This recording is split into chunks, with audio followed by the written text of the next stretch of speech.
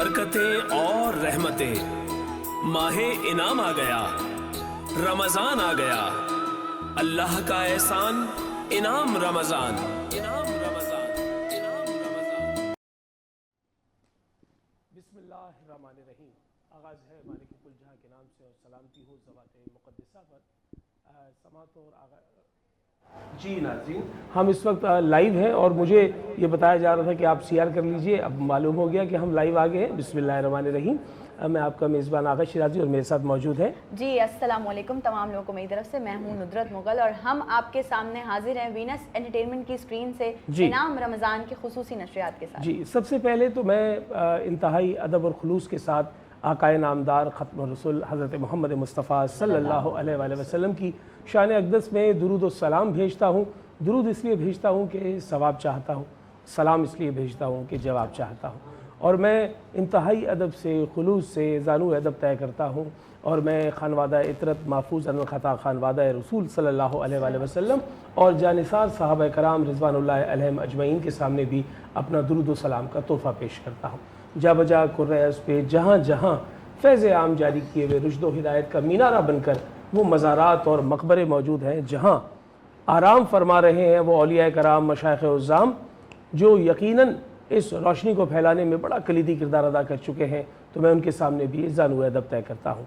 मैं तमाम उलमाए कराम को इस हवाले से बहुत अहम जानता हूँ कि बनी इसराइल के अंबिया के हम पल्ला हैं रसूल खुदा सल्लल्लाहु अलैहि वसल्लम के इस दौर के उलमाए कराम, जिनसे हम इस्लाह लेते हैं।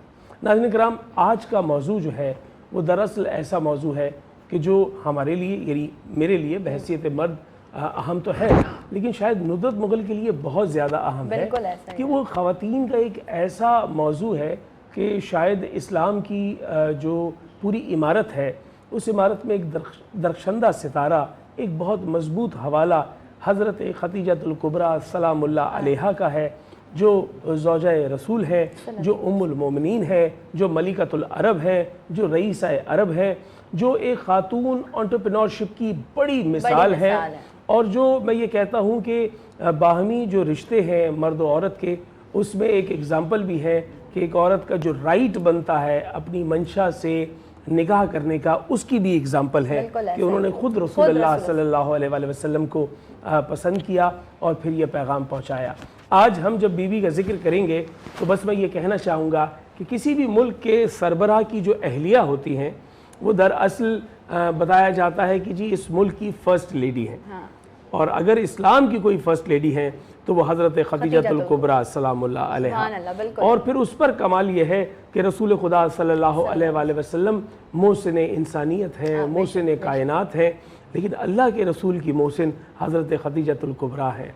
मैं ये कहूँगा कि मर्दों में सबसे पहले हज़रत अबू बकर सिद्दीक़ ने इस्लाम कबूल किया, बच्चों में हज़रत अली करमल्लाह वजहुल करीम ने, और ख़वातीन में हज़रत खदीजतुल कुबरा ने इस्लाम कबूल किया। ये रिवायत आपने हज़ारहा बार सुनी होगी।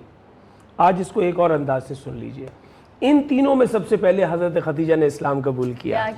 इसको ज़रा जहन में रखिएगा कि साबिकून अल-अव्वलून, कि जब रसूलुल्लाह गारे हिरा से लौट कर आए और उन्होंने पहली मरतबा अपने घर में ये बात बताई कि मुझ पर ये मुनकशिफ हुआ है कि खुदा ने मुझे ये ज़िम्मेदारी दी है और अब ऐलान नबूवत का वक्त आ गया है, तो ए मेरी ज़ौजा, क्या आप मेरी बात को गौर से सुनने के बाद अपनी राय देंगी? तो हज़रत खदीजा मुस्कुराईं और कहा, ये बात तो मुझे बहुत पहले से मालूम थी, आप अल्लाह के रसूल हैं, ये बात तो मुझे बहुत पहले से मालूम थी, बस आज आपने इजहार किया है तो मैं इस पे अपनी जानिब से तायीद पेश करती हूँ। तो वो जो घर से आपको सपोर्ट मिलती है वो रसूल खुदा को हज़रत खदीजा की सूरत में मिली। और फिर माल खदीजा, हज़रत खदीजा बिनते खवैलद एक ऐसी खातून थी जो खातून बिजनेस वुमन के तौर पर पूरे अरब में मारूफ थी। बिल्कुल। और 40 के करीब काफ़िले सालाना बुनियादों पे इंटरनेशनल काफ़िले इनके जाते और आते थे, जिसमें मुख्तलिफ़ मसनूआत जाती थी। वो चमड़े की मसनूआत थी, वो गोश्त था, सूखा हुआ गोश्त था, वो कपड़ा था और कई ऐसी चीज़ें अजनास की जो जाती थी, जो अरब में नहीं होती थी। वो फल आते थे, अरब की खजूर ये एक्सपोर्ट करती थी, हम आजकल के दौर में इम्पोर्ट एक्सपोर्ट कहते हैं, वो तमाम इनके पास था। और सबसे उससे भी अहम बात वो ये कि आज जब आप किसी का काफ़िला देखते हैं या कोई कॉन्वॉय देखते हैं सड़क पर, तो कहते हैं यार कोई बहुत VIP जा रहा है, उसके आगे पीछे गाड़ियाँ चल रही हैं, तो ये वही हज़रत खदीजा है जो निकाह रसूल खुदा से पहले 40 گھوڑ سواروں کے پروٹوکول میں چلتی تھی، سبحان اللہ، اور یہ ان کے ذاتی پروٹوکول تھا ان کا 40 گھوڑ سواروں کے ساتھ. اور حضرت خدیجہ نے اپنی بہنوں اور اپنے عزیز و اقارب کی کفالت کی اور ان کو اپنے پاس رکھا تا وقت یہ کہ وہ اس دنیا سے رخصت نہ ہو گئے، یعنی ان کی ذمہ داری اٹھائے رکھی. اور جب رسول خدا کی زندگی میں تشریف لائیں تو رسول خدا صلی اللہ علیہ وآلہ وسلم کے کہنے پر اصحاب صفہ کی ذمہ داری اٹھائی، ان کو گھر سے کھانا بنا کر بھیجا کرتی تھی. یہ وہ خاتون تھیں جن خاتون کو جو ہے وہ ایک رول ماڈل کے طور پہ دیکھا جاتا ہے. آج ہم بی بی کا ذکر کریں گے اور اس سال کو یاد کریں گے جب بی بی 10 رمضان کو 4 سال قبل ہجرت اس دنیا سے رخصت ہوئیں. تو وہ سال عام الحزن کہلایا، اس لیے کہ وہاں پر رسول خدا صلی اللہ علیہ وآلہ وسلم نے تمام سال نہ اپنے نئے کپڑے بنوائے، نہ خوشبو استعمال کی، نہ گیسو سوارے، اور نہ ہی کوئی خوشی کا دن منایا، اور پورا سال گریہ کرتے رہے اور اپنی مرحومہ زوجہ کو یاد کرتے رہے. تو پھر خدا نے باقاعدہ قرآن مجید فرقان حمید میں یہ ارشاد فرمایا کہ اے نبی اس عام الحزن کو تمام کرو، یہ نہ ہو کہ تمہارے ساتھ تمہارے صحابہ اور تمہاری امت اس سال میں پورا اسی طرح روتی رہے تمہاری سنت کے مطابق. تو یہ وہ الفت اور مودت اور محبت کا رشتہ تھا رسول خدا سے حضرت خدیجہ کا. آج ہم اسے عنوان بنائیں گے اور کوشش کریں گے، میں چاہوں گا ندرت آپ کا بھی ساتھ ہو اس میں، کہ ہم وہ جو آج کے دور کے میاں بیوی ہیں ان کو یہ اگزامپل دیں کہ ایسا ہوتا ہے جوڑا جو ایک دوسرے پر فدا ہوتا ہے. جی، اور وہاں مشکلیں بھی آتی ہیں، پریشانیاں بھی آتی ہیں، پیٹ پہ پتھر باندھنے پڑتے ہیں، ٹھیک ہے نا. وہ 40 گھوڑ سواروں کے پروٹوکول میں چلنے والی خاتون پیٹ پہ پتھر باندھ رہی ہیں، 3 سال کا بائیکاٹ شاب ابی طالب کا دیکھ رہی ہیں، تکلیفیں دیکھ رہی ہیں، اور پھر رسول خدا صلی اللہ علیہ وآلہ وسلم کی جانب سے اور ان کی جانب سے آپس میں جو محبت اور خلوص ہے وہ ہم موضوع بنائیں گے آج. اور آج ہمارے پاس سیگمنٹ بھی ہیں بہت سارے جن میں ہمارے مہمان بھی ہیں. تو سب سے پہلے میں تعارف کرواؤں گا دائیں جانب اور پھر آپ بائیں جانب تعارف کروائیے گا. دائیں جانب ہمارے پاس آج کے اہم مہمان جن کا ہمارا ایک سیگمنٹ ہے. آج کا مہمان ایک ایسی شخصیت جن کے لیے میں یہ کہتا ہوں کہ پاکستان میں جو کام کیا جا رہا ہے سب لوگ اپنا کام کر رہے ہیں، لیکن ہم جو اپنے گھروں میں بیٹھے ہیں ہمارا کام یہ کر رہے ہیں. تو پہلے فریم میں ان کو دکھا دیجئے. کوکب اقبال صاحب چیئرمین کنزیومر ایسوسی ایشن آف پاکستان ہمارے ساتھ موجود ہیں.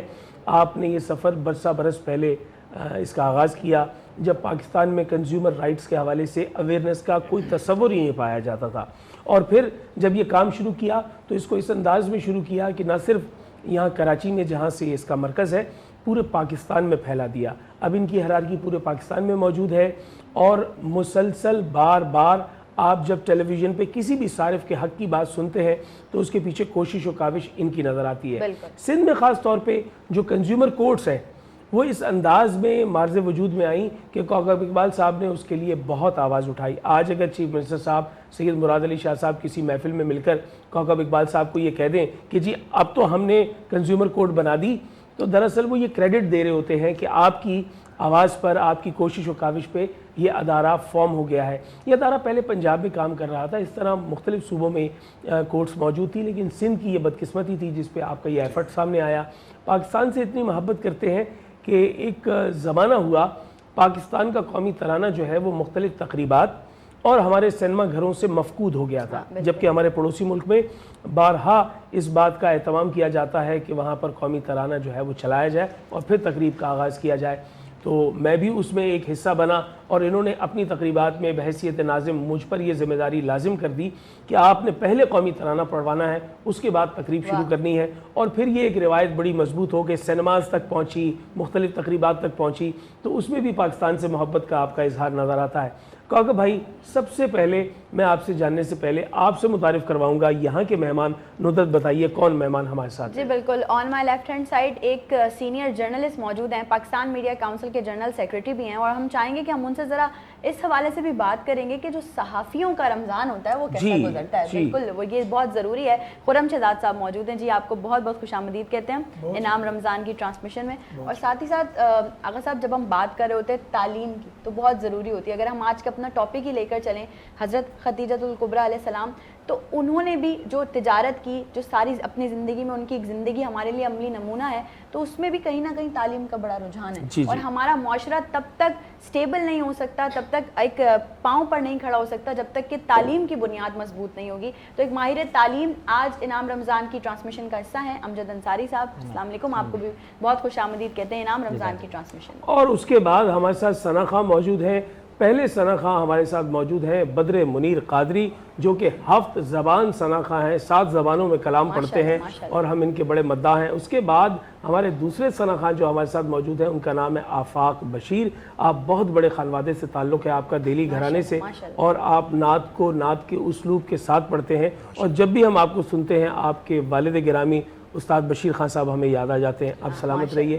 और हमारे साथ जो है वो कुछ और सना खां भी है। बिल्कुल, कुछ और सना खां भी मौजूद हैं हमारे साथ इनाम रमज़ान की ट्रांसमिशन में माहम साजिद और मिनाल साजिद मौजूद हैं। आपको भी खुशामदीद कहते हैं इनाम रमज़ान की ट्रांसमिशन। भाई ये दोनों बहनें जो है वो यकज़बान होकर बड़ा अच्छा कलाम पढ़ती हैं और हमारी पिछले सालों की रमज़ान ट्रांसमिशंस में भी आप साथ रही हैं। तो नाज़रीन मोहतरम, अब आपका सवाल ज़बान मैं बन रहा हूँ। कौकब इकबाल साहब हमारे साथ मौजूद हैं।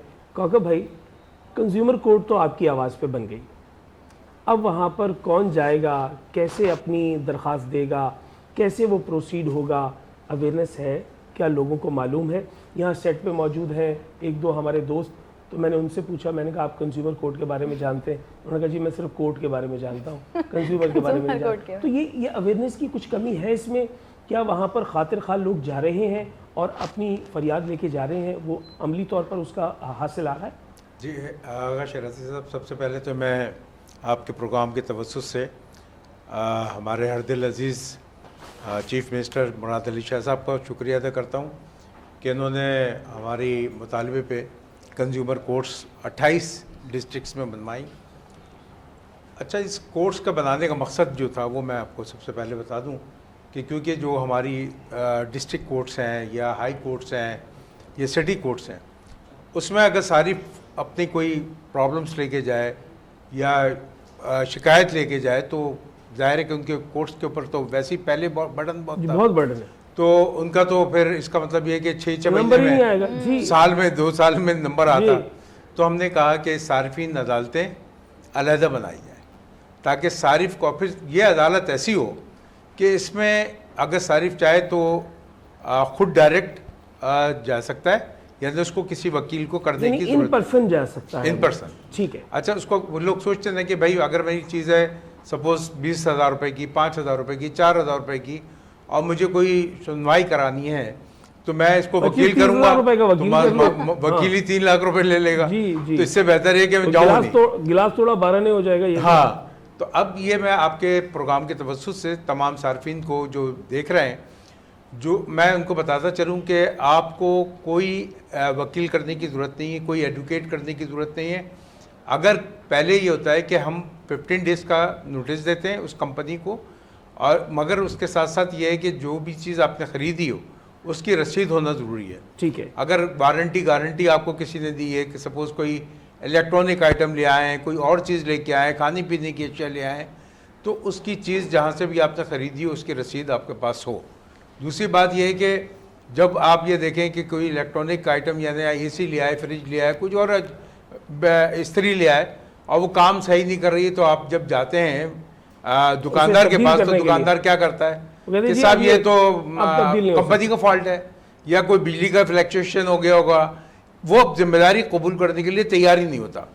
अब जाहिर है कि आदमी क्या करे उस वक्त के भाई ये कहते, तो हमने ये कहा है कि आप जो है 15 दिन का एक दुकानदार को, और जिस कंपनी का प्रोडक्ट है उसको 15 दिन का नोटिस दे दें, 15 डेज़ नोटिस दे दें कि 15 डेज़ के बाद 16वें दिन जो है वो आप कंज्यूमर कोर्ट में जा सकते हैं। अब कंज्यूमर कोर्ट में जब जाते हैं तो कंज्यूमर कोर्ट में जाने से पहले आप उसको बताएं कि जी क्योंकि आपने सफ़र किया। अच्छा, और ये नोटिस जो है वो सारिफ खुद दे रहा है? सारिफ खुद दे रहा है, ठीक है, उसको कोई वकील करने की ज़रूरत नहीं है, ठीक है। एक सादा कागज़ पे भी लिख के दे सकते हैं, या कंज्यूमर एसोसिएशन के तवज्जुह से भी भेज सकते हैं हमारे पास। अगर आपको वो नहीं आता तो आप हमें बताएं, और उर्दू में लिख सकते हैं, अपनी कौमी ज़बान में लिख सकते हैं, कोई ज़रूरी नहीं है कि आप इंग्लिश में लिखें। इसके साथ साथ क्या है कि हमने ये एक उनको ये बता दिया है कि 15वें दिन के बाद 16वें दिन आप कंज्यूमर कोर्ट्स में जाएं। اب کنزیومر کورٹس میں آپ سپوز لیں کہ آپ کا ہے چیز کوئی 400 روپے کی, اب آپ سفر کیا اپنا 15 دن, وہ آپ کے ضائع ہوئے, پھر اس کے بعد ایک ذہنی ٹینشن ہوئی, تو آپ کمپنسیشن آپ اس سے وصول کر سکتے ہیں. یعنی اس قیمت کے سوا آپ جو ہے کمپنسیشن کی مد میں جو ہے اس سے 4 لاکھ بھی لے سکتے ہیں, 5 لاکھ بھی لے سکتے ہیں, 10 لاکھ بھی آپ لے سکتے ہیں. تو ان تمام کمپنیز کو اب جو ہے وہ کمپنیز بھاگی پڑتی ہیں. جیسے کنزیومر کورٹ کا نوٹس آتا ہے تو وہ پہلے ایک بڑی کمپنی کی بات بتا دوں کہ اس کو یہ پتہ ہی نہیں تھا کہ ساری فضالت ہوتی کیا ہے. نوٹس بھیجا ہے کسی کمپنی تھی لیکن معلوم نہیں تھا, ان کو تو یہ پتا ہے نا کہ ہائی کورٹ ہوگی, سٹی کورٹ ہوگی, کوئی اور بڑی کورٹ ہوگی, سپریم کورٹ ہوگی. یہ کنزیومر کورٹ کا کوئی سسٹم ان کو سمجھ میں نہیں آیا.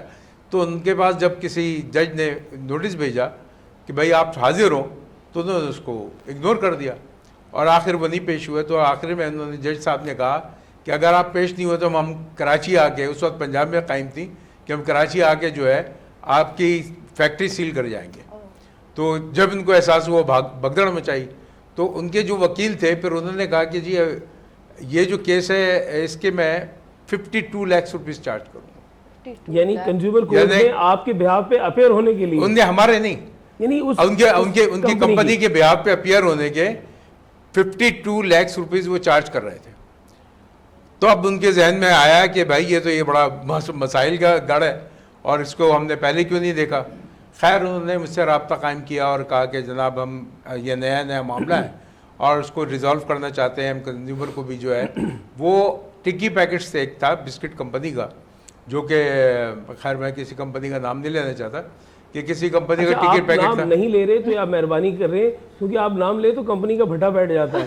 کیونکہ پتہ چلتا ہے کہ کنزیومر ایسوسیشن آف پاکستان کے چیئرمین نے نام لے لیا کہ جی یہاں پر یہ فالٹ ہے, اور اس کا واقعی اثر ہوتا ہے ماشاء اللہ. نہیں الحمدللہ, میں نے جب بھی ابھی جیسے رمضان شریف کی بائیکاٹ مہم کی تو آپ کو پتہ ہے کہ الحمدللہ پہلے عشرے میں ہمارے صارفین کو 4-5 سال سے ہمارا ساتھ دے رہے ہیں, تو ٹھیلے والے پوچھتے ہیں کہ بھائی گاہک کب آئے گا.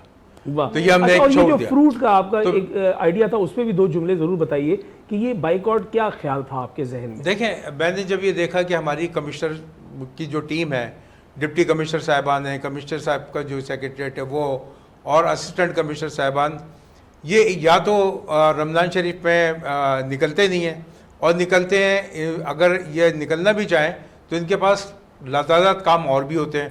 اور یعنی کبھی پولیو مہم چل رہی ہے, کبھی اور انکریجمنٹس کی مہم چل رہی ہے. تو اس کے لیے کیا کیا جائے, میں نے کہا کہ یہ ان سے کنٹرول نہیں ہوتا. اچھا یہ جاتے ہیں وقتی طور پہ, یعنی 2 بجے نکلیں گے 1 گھنٹے میں واپس آتے ہیں, کیونکہ دھوپ برداشت نہیں ہوتی ہے. ہمارے بڑے افسران ہیں, گاڑیاں اے سی ہیں, آفس اے سی ہے, نکالنا بڑا مشکل ہوتا ہے ان کو.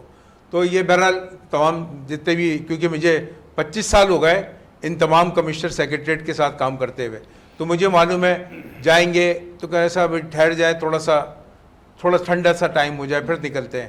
تو خیر بڑی لمبی کہانی ہے ان کے ساتھ بھی. میرے کہنے کا مقصد یہ ہے کہ پھر میرے ذہن میں آیا کہ پوری دنیا میں شعور دیا جاتا ہے کہ آپ اگر کوئی چیز کی قیمت بڑھ رہی ہو اور اس کو کنٹرول کرنا چاہیں تو کنزیومر یعنی صارفین کی جو ایسوسیشنز ہوتی ہیں. اچھا میں بتاتا چلوں کہ صارفین کی جو ایسوسیشن ہے نہ صرف پاکستان بلکہ ہر کنٹری میں ایک صارفین کی ایسوسیشن ہوتی ہے. پھر ہماری ایک کنزیومر انٹرنیشنل, جو کہ کنزیومر انٹرنیشنل UN کے انڈر میں کام کرتی ہے. آپ اس سے بھی انسلاک میں ہیں؟ بالکل الحمدللہ. جیسے کل بھی میں نے اپنے گروپ میں ڈالا کہ وہاں سے بھی مجھے آیا تھا کہ آپ اس کے اوپر ایک جو ہمارا 15 مارچ کا پروگرام آ رہا ہے تو اس میں ہمارے ساتھ وہ ہوں. تو یہ سلسلہ جو ہے میں سمجھتا ہوں کہ پھر میں نے اپنے شعور اجاگر کرنے کے لیے, اپنے قوم کو بیدار کرنے کے لیے, اپنے صارفین کو کہ بھائی آپ جو ہے اگر یہ خریدار کون ہے, خریدار تو صارف ہے. آپ نے صارف کو ہی متوجہ کر لیا کہ آپ اگر خریدار نہیں ہوں گے تو کیسے وہ مال بکے گا اور کیسے اس کی قیمت بڑھے گی. یہ کیا اچھی بات. اب یہ الحمدللہ اتنا شعور ہوا ہے کہ وہ لوگ اب ٹھیلے والے اور یہ دکاندار یہ کہتے ہیں کہ جناب پہلے اشرے میں یہ کہتا ہوں کہ, اور پھر میں یہ کہتا ہوں کہ جو گورنمنٹ کے ریٹ میں دے رہا ہے چلو بھائی ٹھیک ہے اس سے خریداری کر لو. ہم تو مہنگے اشیاء کی خریداری کا بائیکاٹ کرتے ہیں. ٹھیک ہے, یہ نہیں کہ سارے پھلوں کی اور تمام اشیاء کی بائیکاٹ کر دیں. جو مہنگی اشیاء بیچے گا منافع خوری دیکھیں نا آقا شرازی کتنی عروج پر ہے. بلا شبہ. اور یہ مملکت خداداد پاکستان ہے, یعنی اسلامی مملکت ہے, مسلمان تاجر ہے, 99% مسلمان تاجر ہے. اور یہ مسلمان تاجر 3 مہینے پہلے 4 مہینے پہلے سے رمضان آنے کی تیاری کر رہا ہوتا ہے. کہ کیسے یہ مہنگا نہیں کرنا کہ نماز پڑھنی ہے اس نے روزے رکھتے ہیں کہ منافع خوری کیسے کریں گے, کیسے اس کی اسٹاک کرنا ہے. حکمت عملی تیار کر رہا ہوتا ہے. کمشنر آفس میں جب ہماری میٹنگز ہوتی ہیں تو وہ 4 مہینے پہلے سے آہستہ آہستہ ریٹوں کو بڑھا دیتے ہیں, اور جب کمشنر آفس میں ہم بیٹھتے ہیں تو کمشنر صاحب پوچھتے ہیں کہ بھائی اس فلانی چیز کی قیمت کیا ہے, تو انہوں نے کہا جی سر یہ تو 120 روپے کلو چل رہی ہے, اچھا ہم اس میں 2 روپے کم کر دیتے ہیں.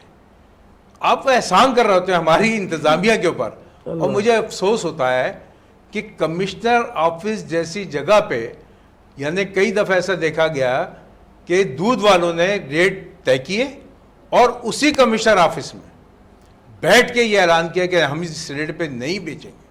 تو یہ کس ٹائپ کی ریٹ ہے جو کمشنر آفس قائم نہیں کر سکتا. اچھا, اب آپ نے یہ کمشنر آفس کی بات کی تو میرے علم کے مطابق ایک ٹاسک فورس جو کمشنر آفس کی کام کر رہی تھی, اب وہ ٹاسک فورس کے طور پہ تو کام نہیں کر رہی اور آپ بھی اس کا حصہ رہے, اور میں یہ سمجھتا ہوں کہ آپ کی اس بات سے تو مجھے ایسی جو ہے وہ آ رہی ہے, وائبز آ رہی ہیں کہ گویا آپ سمجھتے ہیں کہ کمشنر کی ٹاسک فورس جو ہے وہ صحیح معنوں میں امپلیمنٹیشن نہیں کروا سکتی, اس کو کسی اور سطح پہ بننا چاہیے. دیکھیں میں سمجھتا ہوں کہ کمشنر کا اب تو منسٹری ہے اور پرائز کنٹرول منسٹر ہمارے ساتھ ہیں, تو یہ جو کمشنر کا جو وہ ہے سسٹم ہے, جیسے میں نے بتایا کہ ان کے پاس کام بہت ہیں, ہے نا, تو ان کو جو پولیو مہم دی جاتی ہے تو کسی اور کام میں نہیں لگتے کیونکہ وہ بڑی امپورٹنٹ چیز ہے. جیسے دیگر عدالتوں کے سامنے صارف کی عدالت علیحدہ سے کام کر رہی ہے تو وہاں کچھ کام ہونا شروع ہوا, تو ایسے ہی جب منسٹری موجود ہے باقاعدہ پرائز کنٹرول کی, تو آپ یہ سمجھتے ہیں کہ کمشنر کے پاس سے اس ڈومین کو لے کر اس منسٹری کے ساتھ جوڑ کر ایک بڑے دائرے میں ٹاسک فورس بننی چاہیے. جی میں سمجھتا ہوں کہ یہ جو ٹاسک فورس ہے وہ ہمارے جو وزیر اعلیٰ ہیں ان کی ٹاسک فورس بننی چاہیے, مگر پاور سارے جتنے بھی ہیں یعنی پرائز چیکنگ کے, چالان کرنے کے, یہ پاور جو ہے وہ کنزیومر افیئرس منسٹری جو ہمارے پاس ہے, پرائز کنٹرول منسٹری جو ہمارے پاس ہے اس کے پاس ہونی چاہیے. ٹھیک ہے, اور ہمارے پاس یہ تو منسٹری ابھی بنی ہے, یہ بھی میرا بڑا پرانا مطالبہ تھا کہ کنزیومرس منسٹری بنائی جائے اور یہ پرائز کنٹرول منسٹری بنائی جائے, تاکہ ہمارے جو نیبر کنٹریز ہیں وہاں پہ دیکھیں کنزیومرس افیئرس منسٹری ہے وہاں پہ, جی, اور فیڈرل سطح پہ بھی ہے, صوبائی سطح پہ بھی. ہمارے پاس فیڈرل تو نہیں ہے, ہمارے پاس فیڈرل سطح پہ کوئی بھی نہیں ہے. اور ایک بات اور بھی بتاتے چلوں آغا شیرازی صاحب, ابھی پچھلے دنوں اخبار میں پڑھ رہا تھا اور بڑا افسوس بھی ہو رہا تھا, بڑے سارے اچھے اقدامات سی ایم پنجاب کر رہی ہیں جس کو میں دفتن فوقتاً اپریشیٹ بھی کرتا ہوں, مگر اس میں جو ایک اقدام وہ اٹھانے جا رہی ہیں, میں آپ کے چینل کے توسط سے ان سے گزارش کرنا چاہتا ہوں. جی, وہ گزارش میری یہ ہے کہ وہ کہہ رہی ہیں کہ یہ جو صارف عدالتیں ہیں یہ حکومت کے اوپر بوجھ ہے, تو اس بوجھ کو ختم کرنے کے لیے وہ کوئی اور اس میں ضم کرنا چاہ رہی ہیں. تو ہم نے بڑی مشکل سے یہ صارف عدالتیں بنائی تھیں, اب صارف جائے گا, آپ شعور پیدا کریں, آپ اربوں روپے کے جب جو اشتہارات دیتے ہیں اس میں یہ بھی بتائیں صارف کو کہ بھئی آپ کو کوئی پرابلم ہے تو صارف کورٹ میں جائیں, کنزیومر کورٹس میں جائیں, اپنے مقدمات دے کے جائیں, آپ کو وکیل کرنے کی ضرورت ہے. یہ سب کام گورنمنٹ کا بھی ہے اور ہم بھی کر رہے ہیں. یعنی کوکب اقبال صاحب being a chairman of consumer association of Pakistan Punjab میں ہونے والی اس پلاننگ پر جو ہے وہ تحفظات کا اظہار کر رہے ہیں اور یہ چاہتے ہیں کہ قطعی طور پر یہ صارف عدالت جو ہے اسے بوجھ سمجھ کر ختم نہ کیا جائے یا کسی اور عدالت میں اسے ضم نہ کیا جائے, تاکہ صارفین کے پاس جو ایک فورم موجود ہے وہ بہرحال موجود ہے. ایک بہت عجیب سا سوال میں آپ سے پوچھنے لگا ہوں اور وہ بہت عرصے سے میرے دماغ میں ہے کہ کوکا بھائی کے ساتھ کبھی بیٹھیں گے تو, چونکہ میں آپ کے بہت سارے پروگرامز ہوسٹ کر رہا ہوتا ہوں لیکن باوجود اس کے وہ کبھی میں نے آپ سے بات نہیں کی, آج کر رہا ہوں. جتنا کنزیومر پر آپ کا کام ہے اس میں مجھے ایسا لگتا ہے کہ ایک کوئی لیئر ہے جو باقی رہ گئی ہے. وہ لیئر کیا ہے کہ جو سروسز ہیں, جو کنزیومر سروسز ملتی ہیں, مثال کے طور پر ندرت میرے ساتھ موجود ہے, یہ ایک پارلر میں جاتی ہیں اور وہاں سے میک اپ کرواتی ہیں, تو وہ جو میک اپ انہوں نے کروایا تو انہوں نے سروسز لی. میں نے یہ جو لباس پہنا ہوا یہ میں نے کسی ٹیلر سے سلوایا تو وہ میں نے سروسز لی. ان سروسز کے متعلق جو ہے کیا کورٹ ہماری بات سنے گی, اس کے اندر کوئی کلوز موجود ہے اور آپ کی جانب سے اس حوالے سے کیا آواز اٹھائی جاتی ہے؟ دیکھیں بالکل یہ ہمارے کنزیومر پروٹیکشن میں واضح ہے.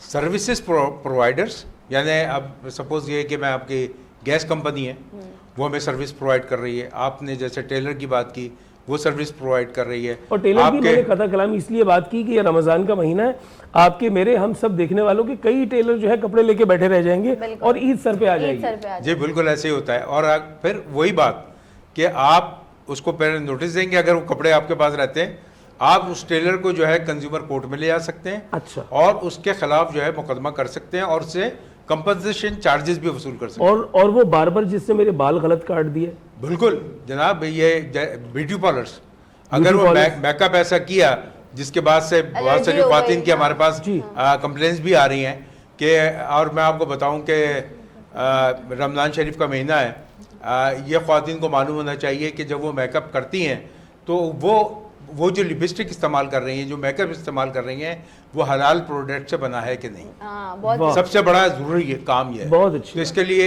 हलाल अथॉरिटी बनवा दी है, और पाकिस्तान हलाल अथॉरिटी जो है वो न सिर्फ फूड बल्कि तमाम इन चीज़ों पर भी काम कर रही है। तो ये इंशाल्लाह जो, और आपको अगर कोई भी प्रॉब्लम किसी भी पार्लर के हो, किसी भी आपके मेन सलून्स हैं उनसे हो, तो आप उसको वही कर सकते हैं। अच्छा, कंज्यूमर कोर्ट जाने के साथ साथ आप कंज्यूमर एसोसिएशन ऑफ पाकिस्तान से भी रब्ता कर सकते हैं। जब जी बिल्कुल, यानी हमें ईमेल कर सकते हैं, हमारे जो नंबर हैं ऑफिस नंबर, उन पर रब्ता कायम कर सकते हैं।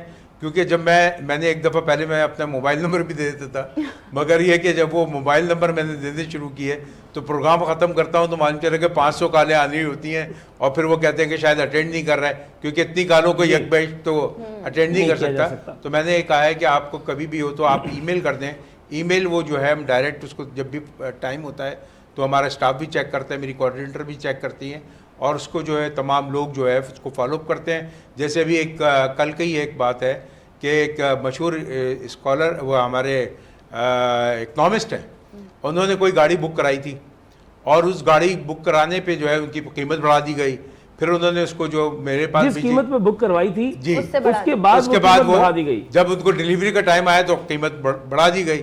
यार ये सिलसिला बहुत है ना। आप ये देखें, अभी मैं पढ़ रहा था उसी कंपनी के बारे में, जो एक बड़ी मशहूर कंपनी है यहाँ की, पाकिस्तान की, और वो जो है वो बड़ा ब्रांड है कारों का, और वो जो है उनका कि जी उन्होंने बताया कि जी मिलियंस ऑफ रुपीस उनका मुनाफा हुआ। ठीक भाई, मुनाफा किससे कमाया आपने? सारिफ से। अच्छा, सारिफ को कीमतें बढ़ाने का आपका बड़ा चक्कर है, यानी आपने बुक कर दी, आपने बुक करने के बाद फिर जो है वो गाड़ी की कीमत किस उसमें बढ़ा दी, जबकि अभी आपके डॉलर भी कम हो गया, सब कुछ कम हो गई, मईशत भी बेहतर हो गई। और सर इसके साथ ही पैरेलल ओन का सिलसिला चल रहा है, गाड़ी के ऊपर ओन लिया जा रहा है। ये ओन जो है ना, मैंने खत्म करवाया था। पहले ये होता था कि जनाब, अच्छा देखें कारोबार कैसे था, इन कार कंपनियों ने क्या किया हुआ था, क्या पूरी रकम जमा करा दें, और वो रकम के बाद जमा करा देंगे, पहले आपसे कहेंगे 25% जमा कराएं, फिर 50%, फिर पूरी पेमेंट लेने के बाद 6 महीने के या साल भर के बाद आपको डिलीवरी का नंबर आता था।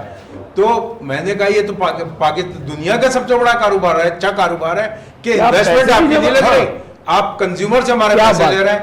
क्या मैंने मिनिस्ट्रीज को लिखा और उनसे कहा कि भाई ऐसा नहीं होना चाहिए, और ये जो एक जो कार बुक हो वो NIC के ऊपर बुक हो। ठीक है, यहाँ एक कमर्शियल का ब्रेक है, हम ब्रेक पे जाते हैं, ब्रेक से लौट कर आते हैं। तो अल्लाह का एहसान जारी है, इनाम रमज़ान जारी है।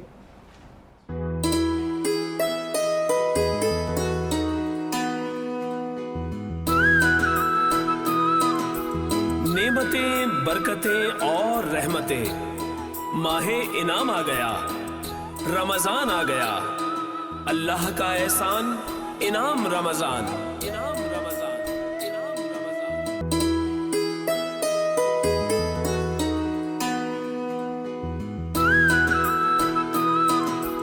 नेमतें, बरकतें और रहमतें, माहे इनाम आ गया, रमजान आ गया, अल्लाह का एहसान, इनाम रमजान, इनाम रमजान, इनाम रमजान। मादरे फातिमा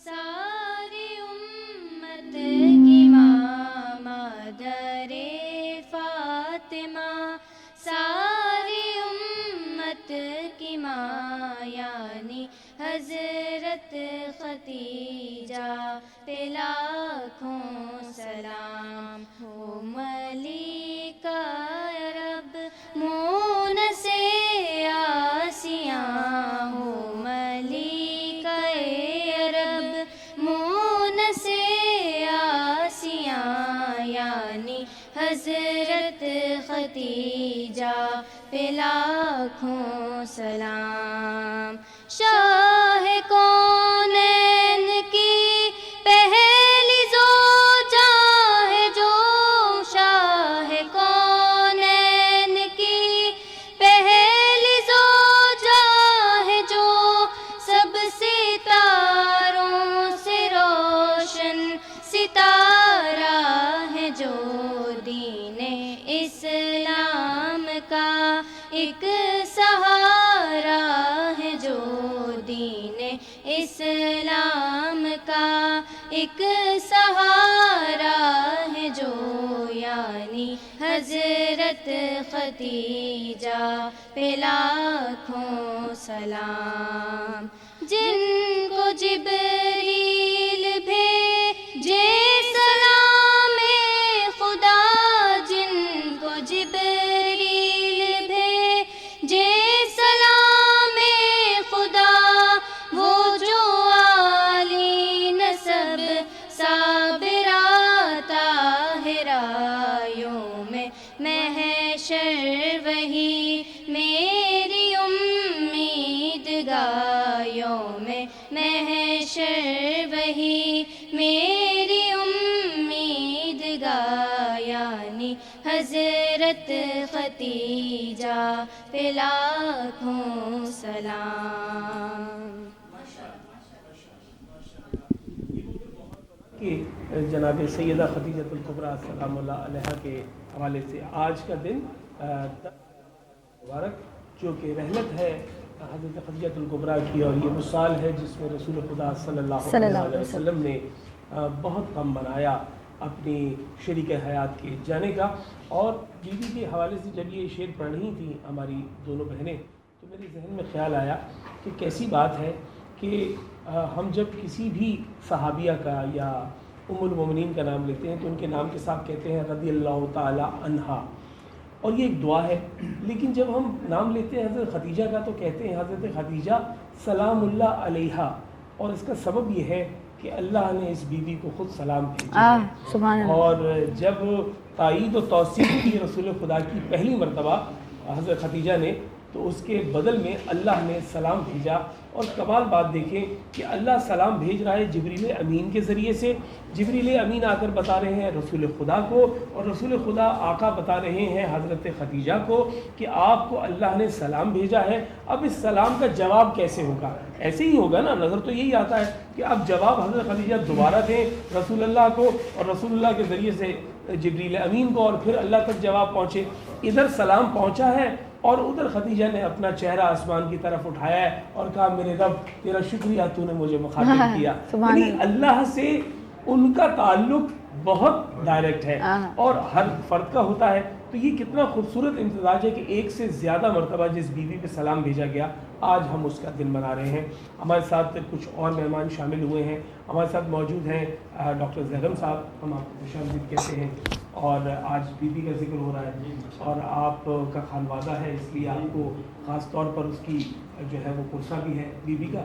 اور ڈاکٹر زہرم صاحب کا تعارف یہ ہے کہ یہ بحیثیت شاعر اور ادیب ایک جداگانہ تشخص تو رکھتے ہی ہیں، ساتھ ہی ساتھ ہمارا شعبہ جو میں اور ندرت آپ کے سامنے کر رہے ہیں ایز اے ہوسٹ، یہ ہوسٹنگ بھی کرتے ہیں. اور ہوسٹنگ یہ کرتے ہیں ہمہ جہت، یعنی یہ ریڈیو پر بھی، ٹیلی ویژن پہ بھی، اور پھر خود بہت سارے ادبی محافل یہ منعقد کرتے ہیں اعلیٰ سطحی، جس کو نہ صرف یہ خود بحیثیت ناظم کنڈکٹ کرتے ہیں بلکہ اس میں پاکستان کی نامور شخصیات کو مہمان بلاتے ہیں. ساتھ ہی ساتھ بحیثیت معالج انہوں نے بہت سارے لوگوں کو شفا دی ہے. لیکن میں نہ جانے کیوں میرے دل میں آ رہا ہے، انہوں نے تو نہیں کہا تھا لیکن میرا دل چاہ رہا ہے یہ میں کہوں کہ شہید رانی محترمہ بینظیر بھٹو کے بھی یہ جو ہے وہ پرسنل معالج کے طور پہ ذمہ داریاں انجام دیتے رہے. تو یہ ایک نسبت بھی ایسی ہے کیونکہ ہم محترمہ سے محبت اور عقیدت کا حوالہ رکھتے ہیں. تو ڈاکٹر صاحب اس حوالے سے بھی ہمیں بہت یاد ہے. ڈاکٹر صاحب آپ کا بہت شکریہ، آپ ہمارے ساتھ موجود ہیں. تو آج آپ کے پاس ننھے مہمان بھی ہیں. جی جی، آج کی ننھی مہمان ہے ہمارے پاس ہیں مرحا. السلام علیکم مرحا، کیسی ہیں آپ؟ यार बहुत थक के बोला है। क्योंकि माशाल्लाह मैं आपको बताऊँ मेरा 6 साल की हैं और मेरा ये बताती कि मेरा रोज़े रखती हैं। माशाल्लाह, जीती रहिए। मेरा आप आज आई हैं हमारे पास, ये बताइए सबसे पहले तो आप कौन सी क्लास में पढ़ती हैं? केजी केजी क्लास में पढ़ती हैं। अच्छा, शुक्र है इन्होंने ये नहीं बोला केजी ABC, या वो आगे बता देते ना, पूरा सेक्शन भी बता देते बच्चे। अच्छा मेरा ये बताइए आप रोज़े रखती हैं? आपने बताया था रोज़े रखती हैं, रोज़ा रखा था आपने? अच्छा, तो सबसे ज़्यादा भूख लगी थी या प्यास लगी थी? भूख लगी थी। अच्छा ये बताओ, रोज़ा खोलने की दुआ याद है आपको? सुनाइए। हाँ थोड़ी सी सुनाइए, मैं आपके साथ साथ पढ़ता हूँ। अल्लाहुम्मा, पढ़िए।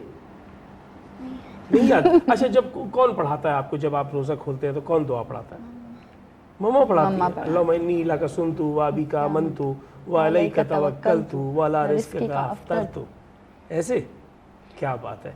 अच्छा ये बताइए कि आपने बड़े होके बनना क्या है? शेफ बनना शेफ है? बनना है। किसको देखा है आपने शेफ जो आपका दिल चाहता है आप शेफ बन जाए? मम्मा। माशाल्लाह अब से। ये भी बता दीजिए इनकी मम्मा कौन है भाई? कौन माशाल्लाह शेफ से है ये? इनकी मम्मा जो है वो शेफ हैं और आप उन्हें स्क्रीन्स पर देखते रहते हैं। मम्मा का नाम क्या है आपकी, जरा जल्दी से बताइए। रमशा शेफ रमशा शेफ जी। रमशा की ये बेटी है और ये तो अल्लाह का शुक्र है इतनी कॉन्फिडेंट बच्ची है, वगरना हम तो छोटे थे तो हमसे कोई पूछता था कि आपकी मामा का नाम क्या है तो हम आगे से कहते थे अम्मी। आपके वालिद का क्या नाम है तो हम कहते थे अब्बू। जी अच्छा, बहुत शुक्रिया मेरा आज का। भाई इनके साथ गिफ्ट भी जाएगा। बिल्कुल जाएगा। ये जो सेगमेंट हमारा होता है आज के नन्हे मेहमान, ये होता है टिफल बेबी डायपर्स का। पाकिस्तान का पहला ISO सर्टिफाइड 9001 बेबी डायपर है ये, तो ये मेरा का गिफ्ट है। अच्छा ये बताइए आपसे कुछ छोटा बहन भाई है? उसकी एज क्या है? 3। अच्छा 3, फिर काम आ जाएगा। ये लीजिए मेरा। अच्छा और ये एक गिफ्ट भी आपके साथ जाएगा कोई इसका। क्या बात ठीक है जी, मेरा, बहुत आप शुक्रिया। सलामत रहिए। आप गिफ्ट लेके अपने जो है वो आप वहाँ पे जाके आराम से बैठ जाइए। जीती बहुत रहिए शुक्रिया, बेटा, बहुत जीती शुक्रिया रहिए। मेरा। अच्छा जी हमारे साथ 2 मेहमान और मौजूद हैं। इन 2 मेहमानों का बड़ा ख़ास तारुफ है और मैं अगर इनको मलिक बरादरान कहूँ तो ज़्यादा बेहतर होगा। दोनों ही मलिक हैं। हमारे साथ जावेद मलिक भी मौजूद हैं और राशिद मलिक भी मौजूद हैं। ये दोनों क्रिकेटर्स हैं, पाकिस्तान की शान बढ़ाते हैं एज अ क्रिकेटर, और जो स्पेशल गेम्स हैं उस पर हमारी तवज्जो किसी हद तक कम रहती है, लेकिन वो बसा औकात हमारे नॉर्मल जो प्लेयर्स हैं उनके मुकाबले में ज़्यादा एजाज़ात जीत के लाते हैं। तो 2019 में आप एशियन चैम्पियनशिप जो है वो पाकिस्तान के नाम की आपने, तो मैं यहाँ पर बैठकर उस चैम्पियनशिप की जो आपकी खुशी थी उसको दोबारा करने के लिए सेट पे जितने लोग हैं उन सबको कहूँगा मेरा साथ दें। हम आपके लिए क्लैप कर रहे हैं क्या आपने पाकिस्तान की इज्जत में इजाफा किया है। अब ये मुझे बताइए मलिक साहब, आप पहले बताइए, आप विकेट कीपिंग करते हैं और साथ ही बैट्समैन भी हैं, ये बताइए कि पाकिस्तान में आप समझते हैं कि अभी स्पेशल गेम्स के हवाले से और मज़ीद तवज्जो देने की ज़रूरत है? तहे दिल से शुक्रगुजार हूँ मिस टीवी का जिन्होंने हमें यहाँ मदऊ किया।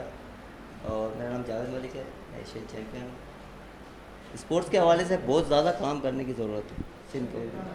आप देखें कि हमें जब हम बाहर मुल्क खेलने जाते हैं वहाँ के ग्राउंड हमें नॉर्मल ग्राउंड मिलते हैं जो हम जिसमें हमारी नॉर्मल टीम खेलती है, लेकिन यहाँ हम पाकिस्तान में जब खेलने के लिए कोई इवेंट बनाते हैं या कोई कहाँ पे हम प्रैक्टिस करने जाते हैं तो ग्राउंड ये बात बोल के मना कर दिया जाता है कि आपकी व्हीलचेयर से ये घास ख़राब हो जाएगी, आपकी विकेट ख़राब हो जाएगी। ऐसा नहीं है। अब बाहर मुल्क में भी तो जाते हैं ना, वहाँ भी तो हम इसी व्हीलचेयर पर इसी ग्राउंड में खेलते हैं, नॉर्मल जो ग्राउंड होते हैं PCP के। बहुत बड़ा आपने नुक्ता उठाया है कि व्हील चेयर जो गेम्स हैं, जो स्पोर्ट्स है, अब क्रिकेट खेली जा रही है व्हील चेयर के ज़रिए खेली जा रही है, तो व्हील चेयर को अगर आप ये कहें कि वो ग्रास को ख़राब कर रहा है या ग्राउंड को ख़राब कर रहा है, तो या तो फिर हुकूमत सिंध से कहा भाई इस तरह का मुतालबा करना चाहिए कि वो ऐसे ग्राउंड मुख्तस कर दे कि जी हर डिस्ट्रिक्ट की सतह पे एक ऐसा ग्राउंड हो कि जहाँ पर जो है वो इस तरह की गेम्स के लिए मौके दिए जाए। और मैं चाहूँगा मलिक साहब आपसे भी बात की जाए और आप ये बताइए कि आप क्या समझते हैं कि टैलेंट की कोई कमी है जब इंटरनेशनल एक्सपोजर आपके सामने आता है, आपके सामने इंडियन प्लेयर आता है, आपके सामने कोई यूरोपियन प्लेयर आता है, आपको क्या लगता है कि हमारे टैलेंट में कोई कमी है? जी अस्सलाम वालेकुम। पहले तो मैं सर आपका बहुत शुक्रगुजार हूँ कि आपने हमें अफ्तार के प्रोग्राम में हमें इनवाइट किया। और सर बिल्कुल आपकी बेहतरीन बात है कि पाकिस्तान में कोई टैलेंट की कमी नहीं है। हम लोग स्पेशल ज़रूर हैं लेकिन एबल बहुत फ़ायदेमंद भी हैं। वो इसलिए कि हम लोगों ने जो हमारा 2019 में जो हमारा फ़ाइनल था एशिया कप का इंडिया के साथ, वो हम लोगों ने इंडिया को उसी की सरजमीन नेपाल में उसको हरा कर रमज़ान के अंदर ये टाइटल पाकिस्तान को गिफ्ट के तौर के ऊपर तोहफा दिया। क्या बात। अच्छा ये बताइए उसका स्कोर क्या था, पहले किसने बैटिंग की थी? पहले इंडिया ने बैटिंग करी थी 220 प्लस हमें टारगेट दिया था, और हम लोग 220, और ये कितने ओवर्स का मैच था? 20 ओवर्स 20 ओवर्स का। और हम लोगों ने 19वें ओवर में ये फाइनल बिल्कुल जीत लिया था और पाकिस्तान को तोहफा दे दिया था। बाकी हमारी आपका जो स्कोर क्या था उसमें एज अ बैट्समैन? मैं दौरान फील्डिंग के ऊपर मेरी पसली पे चोट लग गई थी, जो मैंने बाउंड्री, मैंने इंडिया की बैट्समैन जो टॉपर जा रहे थे उस टूर्नामेंट के, तो उसकी मैंने बाउंड्री रोकी थी, जिसकी वजह से मेरी पसली पे चोट लग गई थी, मैं हॉस्पिटल में चल गया था। लेकिन वो जो मेरा फाइनल मैच था मैं हॉस्पिटल में देख रहा था मैं। ठीक है। अच्छा आप ये बताइए कि एज अ विकेट कीपर आप क्या देखते हैं कि हमारे पास जो आप विकेट कीपर हैं, आप टीम की नुमाइंदगी करते हैं और आपके पीछे विकेट कीपर मौजूद है, क्योंकि हमारी जो रेगुलर टीम है वहाँ पर भी हमें विकेट कीपर का काल पड़ा रहता है। नहीं बिल्कुल ऐसे, जैसा आपने कहा कि पाकिस्तान में कोई टैलेंट की कमी है, बिल्कुल नहीं है। पूरे पाकिस्तान में बहुत सारे स्पेशल अफराद जो है अभी क्योंकि हम रोल मॉडल है, हमने करके दिखाया, क्योंकि हम पायनियर भी हैं इसके व्हीलचेयर क्रिकेट के। तो आज तक माशाल्लाह पाकिस्तान की टीम अभी तक कोई बड़ा इवेंट नहीं आ रही है, ना पाकिस्तान को कोई हरा सका है। क्या बात। बहुत पूरे पाकिस्तान से स्पेशल अफराद हमें देख देख कर निकल रहे हैं, क्योंकि असल बात है जो लोग हैं ना वो समझते हैं कि माजूर हमारे घर में कोई पैदा हो गया, जो स्पेशल पैदा हो गया तो हमारे किसी गुनाह की सज़ा है, वो इसलिए उसे निकालते नहीं, घर में रखते हैं, उससे घर के अंदर ही हर चीज़ दे देते हैं। ये सबसे बड़ी गलती करते हैं, क्योंकि उन्हें एक तो वो जिस्मानी तौर पर माजूर है, वो ज़हनी तौर पर भी माजूर हो जाता है। वो समझता है मैं कुछ भी नहीं कर सकता, इवन कि अगर कहीं बाहर जाता है लोग तरस की निगाह से देखते हैं, ओहो आपने उस कॉन्सेप्ट को चेंज कर दिया। आपने कहा बाहर निकले, हम डिफरेंटली एबल्ड हैं, अगर हमारे पास एक चैलेंज है जिंदगी का तो खुदा ने और सलाहियत दी है। क्या सर इसके साथ साथ में पाकिस्तान हेल्पलाइन वेलफेयर ऑर्गेनाइजेशन का मैं सदर भी हूँ। हम लोग ये कर रहे हैं कि उनको निकाल के ला रहे हैं स्पोर्ट्स की तरफ, क्योंकि कहते हैं जहाँ पे जो है ग्राउंड आबाद होंगे वहाँ अस्पताल वीरान होते हैं। नॉर्मल के लिए नहीं, हमारे स्पेशल के लिए भी है। जब हम ग्राउंड में आते हैं तो हम भूल जाते हैं कि हमारे अंदर कोई कमी है, क्या बात उसको भूल जाते हैं। ये दिखाया हमने जब हमें मौका मिला पाकिस्तान को रिप्रेजेंट करने का, और हमने जाकर देखे नेपाल के अंदर भी माशाल्लाह माशाल्लाह। अच्छा मैं ये जानना चाहूँगा फैज़ान बाकिर कोई नौजवान है वो भी आपके साथ क्या कोऑर्डिनेट करते हैं, वो क्या हमें जो है जब हमारी टीम जो पाकिस्तान हेल्पलाइन की जब ये व्हीलचेयर क्रिकेट की जब टीम थी, जो हमारे कोच और कोचिंग वगैरह उन्होंने दी थी वो आए थे, लेकिन सबसे ज़्यादा क्रेडिट जाता है जिशान भाई को जो पाकिस्तान क्रिकेट टीम के जो कैप्टन है, और रुखसाना राजपूत को बहुत ज़्यादा काम किया। उसके साथ दो नाम लिए ना, कैसर महमूद साहब जी, कैसर महमूद साहब। देखिए ये मैं चाहता हूँ वो नाम लिए जाएं कि जो अच्छा काम कर रहे हैं उनका नाम लिया जाए। ऐसा ना हो कि वो ये कहें कि जी जो काम नहीं कर रहे और जो काम कर रहे हैं किसी का भी नाम नहीं लिया जा रहा, तो वो अच्छा काम करना छोड़ दें। मैं चाहूँगा शहजाद भाई आपकी जानिब आएँ, क्या कर रही है पाकिस्तान मीडिया काउंसिल? बहुत शुक्रिया आपका कि आपने प्रोग्राम में मदद किया। पाकिस्तान मीडिया काउंसिल सहाफ़ियों की नुमाइंदा तंजीम है, और जैसा कि आपको पता है कि सहाफ़ती इंडस्ट्री जो है, मीडिया इंडस्ट्री जिसको हम कहते हैं, बहुत ज़्यादा मुश्किलात का शिकार है। और पाकिस्तान मीडिया काउंसिल कोशिश करके, जैसे कैमरामैन है, फोटोग्राफर है, माइक के सामने बोलने वाला है, या कोई भी इस तरह का हमारा जो साथी है जो मीडिया से वाबस्ता है, उसके लिए रोज़गार के मौके ज़्यादा से ज़्यादा एहतमाम किया जाए और उनको वो अवेल किए जाए। ठीक है। अच्छा वैसे कितने मेंबर हैं आपके पीएमसी के? पाकिस्तान मीडिया काउंसिल के कराची से लेके खैबर तक हमारे अल्हम्दुलिल्लाह जितने भी अजला हैं पाकिस्तान के हमारी बॉडी मौजूद है, और तकरीबन 2000 से ज़्यादा जो है 2000 के करीब मेंबर्स हैं। जी वाह वाह वाह, 2000 मेंबर है। और अभी जैसे रमज़ानुल मुबारक है, रमज़ानुल मुबारक में हम जितने भी डिज़र्विंग जो चाहे अहल हैं चाहे अहल नहीं है, वो हमें राब्ता करते हैं और हम उनको राशन बैग और बाकी जो है ना गिफ्ट टेम्पर्स वगैरह जो है ना, सहाफ़ी हैं जी बिल्कुल जो सहाफ़ी, ये बहुत अच्छा, ये बहुत अच्छा पूरे है। पाकिस्तान उबला तफरी किसी भी PFUJ से हो या किसी भी और जो है ना, यानी उसमें आपने बरना और दस्तूर की तखसीस नहीं रखी हुई। सर देखिए जब पाकिस्तान का नाम आता है ना तो उस वक्त हम सब एक हैं। तो आपने अगर गौर किया तो हमारी तंजीम का नाम पाकिस्तान मीडिया काउंसिल, तो यहाँ पर आपने वाज़ेह कर हमने दिया सबको इसमें जम कर दिया कि कोई भी सहाफ़ी किसी भी स्टेज पे हो, कोई भी परफॉर्म कर रहा हो, चाहे वो ऑन स्क्रीन है ऑफ स्क्रीन है, लिखने वाला है, उसकी तहरीर नहीं प्रिंट हो रही, अगर वो सहाफ़ी है और वो हमसे रब्ता करता है तो इंशाल्लाह जो उनके मसले मसाइल हैं हम उनकी जो है ना भरपूर। पाकिस्तान मीडिया काउंसिल की मरकजी सरबराही आजकल कौन कर रहे हैं? वो पाकिस्तान मीडिया काउंसिल के फाउंडर भी हैं और मरकजी सदर मेयर हमीद अनवर साहब हैं, और एक प्राइवेट चैनल में OSR हेड है। ठीक है। और तकरीबन 2014 से लेके 2025 ये 11 میری بارہ میئر صاحب سالوں سے کا ملاقات سلسلہ نہیں ہے ہے۔ لیکن میسیجز پہ تبادلہ رہتا ہے. جی جی جی چلے جی، تو میئر صاحب کو بھی سے سلام کہیے گا جی اور جی یہ ضرور، ان کو بتائیے گا کہ آپ کے اس کام کی ہم بہت قدر کر رہے ہیں کہ آپ میڈیا کی فرٹرنٹی کو آپس میں اکٹھا کر رہے ہیں. جی میں امجد بھائی آپ کی جانب آؤں گا اور میں آپ سے یہ جاننا چاہوں گا، ساری دنیا کا الزام آپ پر ہے کہ آپ نے فیسیں بڑھا دی اور وہ جو 2 مہینے ہیں جون جولائی کے، اس کے ایڈوانس میں پیسے لے لیتے ہیں آپ، تو آپ بہت ظالم ہیں کیا؟ دیکھیں سب سے پہلے تو میرے تعارف کے میرا نام امجد انصاری ہے اور Pakistan private schools and college association کا میں مرکزی ترجمان بھی ہوں اور ریپریزنٹ کر رہا ہوں اس وقت سندھ میں جی یہاں پر ایک لمحے کے لیے میں آپ کو روکوں گا، ایک مختصر سا وقفہ ہے. میں آپ کو شکریہ ادا کروں گا کوکب اقبال صاحب، آپ تشریف لائے اور جب ہم لوٹ کر آئیں گے تو اللہ کا احسان جاری ہے، انعام رمضان جاری ہے.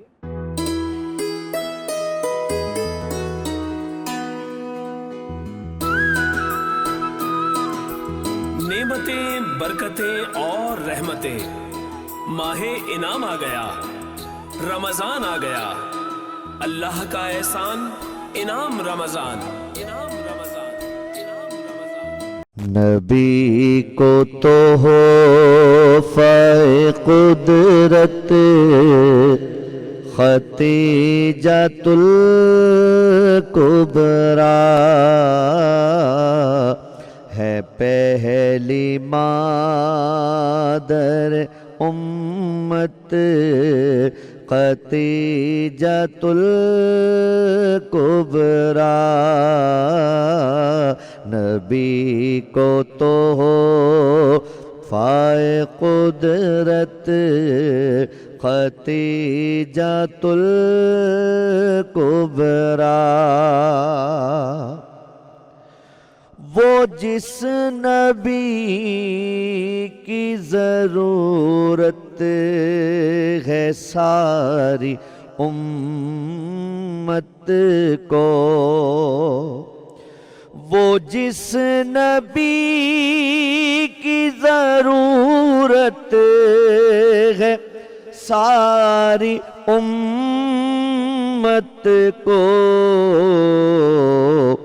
ہے اس نبی کی ضرورت ختیجۃ الکبریٰ. ہے اس نبی کی ضرورت ختیجۃ الکبریٰ. بشکل فاطمہ زہرا خدا نے رکھی ہے، بشکل فاطمہ زہرا خدا نے رکھی ہے. تمہاری آل میں برکت ختیجۃ الکبریٰ. تمہاری آل میں برکت ختیجۃ الکبریٰ. ہے مومنات میں ازواج میں بھی اول ہے مومنات میں ازواج میں بھی اول ہیں. یہ آپ ہی کی فضیلت ختیجۃ الکبریٰ. اور مقطع دیکھیے، شاعر فرماتے ہیں اسے بھی بخش کے امی شرف حضوری کا، اسے بھی بخش کے امی شرف حضوری کا.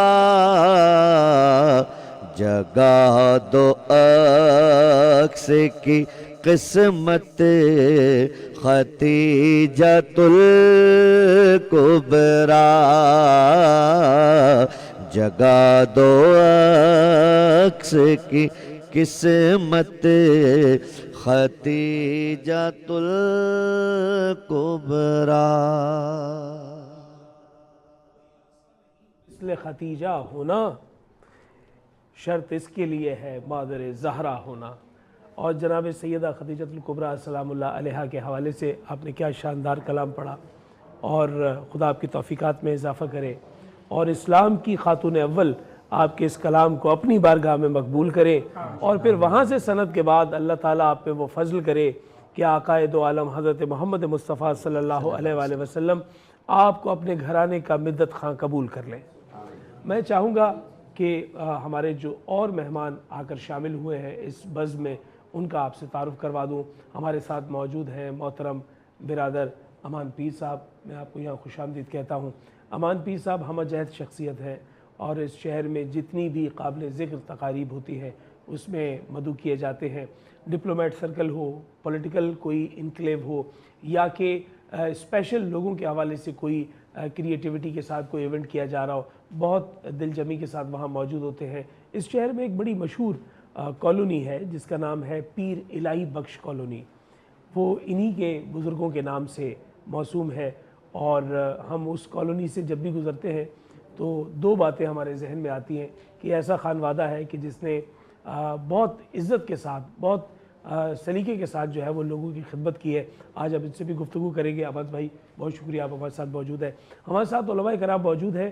سب سے پہلے محترم جناب مفتی محمد اعجاز شاہ بخاری صاحب, آپ کا بہت شکریہ.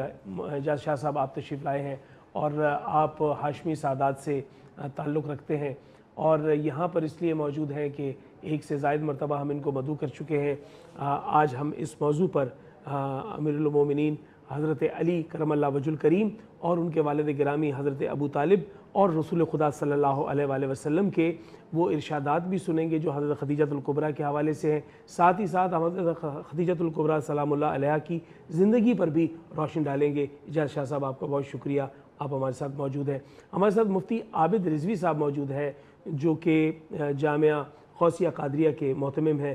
آپ کا بہت بہت شکریہ, آپ یہاں موجود ہیں, اور آج ہم جناب سیدہ کا ذکر کریں گے.